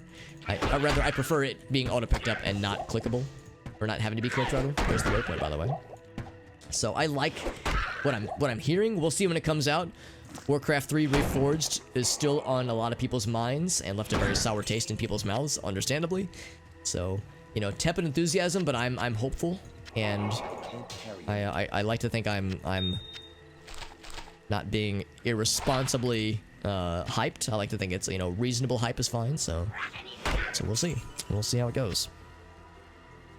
Yeah, just more Diablo content. That's kind of how I feel, JD. It's like, I'm just excited that, like, there's Diablo things on the horizon. For so many years, Diablo was like, yep, Diablo 2, that's it. Like, there was no more anything. There was nothing on the horizon. Some books sometimes, maybe like a graphic novel every now and again, or rather just a comic series, but yeah, like, there wasn't a whole lot of, like, exciting stuff. Whereas Diablo 3 happened, not everybody loved it, but at least the fact that there was, like, new stuff now, it's like, at least brought it back into the fold. At least reminded people that Diablo 2 is still playable. They do still have servers, or maybe just one server, but they do have server available at least. Which is pretty nice, so I'll take what I can get, man. As a Half-Life fan, you know, for many years, it's like, it taught me how sometimes you really shouldn't complain, because it's like, you think about what Half-Life fans have had to deal with for so long. Or F-Zero fans, or to a degree Metroid fans, even though we know Metroid 4 is being worked on, or Prime 4 is being worked on, so it's like, yeah, some fans got it rough, man. Some fans got it down bad.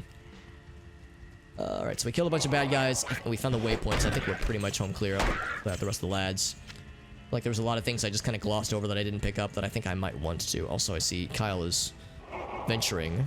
Oh, did you see something? Did you see a Monster Energy drink you wanted to slam? Did you see some drywall you wanted to punch? I know that not everyone whose name is Kyle drinks, you know, slams Monster Energy and fucking slams drywall for that matter, but it is a good meme.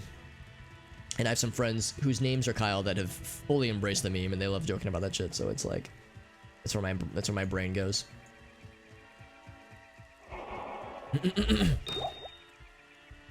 Mobile games are games. I mean, for me, yeah, mobile games are video games. I mean, to me, there's no question. You know, playing Tetris on a smartphone is playing a video game, or playing, you know, Clash of Clans, or what's the big one, Raid Shadow Legends. I mean, they're games. I would say if we don't call them games, then we're getting into some like gatekeeping territory where it's like then we have to define what a game is, and then you're gonna exclude things that are very much video games. Then it's like, what about PC ports of smartphone games? Like, are those not games? So it's like, you have to be careful about how we define these things. It's being worked on. Yep, it's gonna come out eventually. Yeah, 3s are where it gets scary. The number 3 is where things get a little bit wonky, but yeah, we'll see. Yes? Yeah, it'll come out. I'm pretty sure. Just, will it be any good? That's where it gets tricky. Oh wow, really good resistance here. Crimson Targe of Self-Repair. No, Self-Repair I could care less about, but the resistances are dope. Yeah, let's grab that guy. They told you it wouldn't run on Windows 10 without glitches. I've yet to have any issues. I mean, again, I'm playing a modded version right now, so take what you see right now with a grain of salt, but I've played a lot of Diablo 2 on Windows 10 and have had 0 problems. So I would say it's probably pretty safe, honestly. Will I stream tomorrow? I probably won't stream tomorrow. I probably won't. I would like to, but probably not tomorrow. I will definitely stream on Thursday, because my usual schedule is Monday, Tuesday, Thursday, and then usually one bonus stream over the weekends. This weekend, I'll actually be doing a thick with like 17 Cs. I'll be doing a big stream on Saturday, probably. Probably like an all-day stream, honestly, where it's like mostly Diablo, I'm guessing. The plan is, because Grace is gonna be out of town. And initially I was gonna join her for a trip, but she was gonna be gone. She's going for more than a week, and I was like, I don't know if I could take that much time off of work. So I was like, so I'll chill here. She's actually going with one of her old high school friends. The two of them are gonna have a nice ladies trip, which will be fun. And that gives me a time to do some fun bonus streams, which will be good. So this weekend I'll be doing some big bonus streams for sure. But yeah, next regular stream will be on Thursday for sure. Dark Cloud. Yeah, we were talking about Dark Cloud earlier. Yeah, it's another series where it's like they've been left in the dust, man. That shit sucks. Golden Sun. Yeah, it's like there's so many game series that have just been presumably dead in the water. We were talking about Fear earlier. Fear's a great series and I loved it. But yeah, after Fear 3, it's just been silence, unfortunately. Are they predatory cash grabbing? Oh, they absolutely are. Yeah, I mean, I'm not saying. I would say that saying that mobile games aren't games, I think it's into questionable territory. Saying mobile games are oftentimes garbage is not controversial. I think mobile games are oftentimes awful and or garbage and or unethical. Some of them are fine. Some of them don't get into like the, you know, the gacha games. But yeah, some of them fuck people up, honestly. So that's rough. Because yeah, they can really be harmful in a lot of ways. But just gotta be choosy. Just gotta be choosy about which ones to play and which ones to install and to support. And definitely which ones to spend money on. Because yeah, some of them are just fucking like. It's not even a question of like, are they good or not? It's like, is this like actively harmful to its players and or society as a whole? And sometimes the answers are uncomfortable. Pelta Lunata. Okay, so I don't remember this one. Incredible, well, not incredible. Pretty good block rate. Relatively good for a buckler. Vitality and energy. So how much would that increase my life? 124 to 154. That's about 30 HP. That's pretty good. We lose a lot of resistances. I'm gonna miss those resistances. Oh, it's so cool looking though, man. Cook Serve Delicious, yeah. Although I mean that's not dead. Obviously, I will absolutely stream Cook Serve Delicious. I don't know if the developer has any intention to do more with the series. So it's like the dream of Cook Serve Delicious in my future is very much bright. Do I want this, by the way? 1 to 3 damage? Nah, I'm good. 2 more. Sell those real quick, or identify them first. Identify, then sell. Yeah, like the block, like 50% block is pretty good, but we're gonna get like 70% block eventually. That's not that exciting.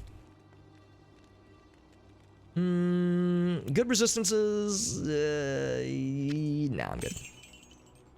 I have a lot of gems. Holy shit. Sell those guys. This guy. Oh, despite having 2 enchantments, only worth 130. Sad. Sad face. Yeah, I would say if you want to Gamer Evolve, I mean it's up to you. Obviously, if you don't want to spend the money, that's totally understandable. But if you were like really wanted to try it out, I would recommend it. And if you do have problems, I would hope that there would be places online that you could turn to that would have assistance. Like usually my standard for instances like that is to Google the problem, Google the error message, and see what comes up, because there's a good chance that if I'm having an issue, someone probably had the issue before I did, and maybe even solved it, hopefully. So that has been kind of my MO, my like pattern for a while, and that's helped me out a whole bunch. So I mean I can't guarantee that it'll work for literally everybody, but also I can well, do I want to get rid of this guy? If we find more of Saurus, then maybe. My inventory is filling up, or my stash is filling up rapidly. Although I'm hoarding these gems, which will get condensed significantly once we get to Act 2 with the cube. But yeah, I mean, I would say if you're comfortable spending the $10 or so to get Lord of Destruction, well, I guess 20 for Lord of Destruction and the base game, then I mean, I think it's worth, personally. I'm debating. I think I might hang out on this for the time being. I might switch off to that for the Andariel fight, because the poison resist is going to be huge. Yeah, I'm a little bit worried about that, but I think that'll be okay. They couldn't continue. Oh, so it wasn't like there was more they could have done. It was like that is the definitive end for the series. So I was wondering if there was ever any like intention to continue the story at all. And like I think the developer's no longer around, Monolith. So I thought maybe that was the issue. But if the issue is that yeah, the game's just done, then well, that's just it then. Unless they could do like a remake or a remaster, but that might not be necessary, honestly. Yeah, exactly. It's kind of like the general go-to for a lot of us, a lot of internet users is, yeah, if I'm having a problem, a tech issue, and I Google the problem, someone probably has had this issue, especially for a popular game like Diablo 2. If it was for an obscure game or for a thing that just came out, might be a little bit spicy, but yeah, for a game that's like, that has this kind of cultural significance and this kind of pull, then absolutely. So how do we do? Level 10? Not bad, not bad. So we're still hardcore, still alive, despite almost getting completely bodied by Bloodraven, which shocked the hell out of me, because Bloodraven historically is a fucking cakewalk of a fight. Even in hell difficulty, Bloodraven isn't hard, but dude, she almost fucked my butt with so many explosives. It was scary.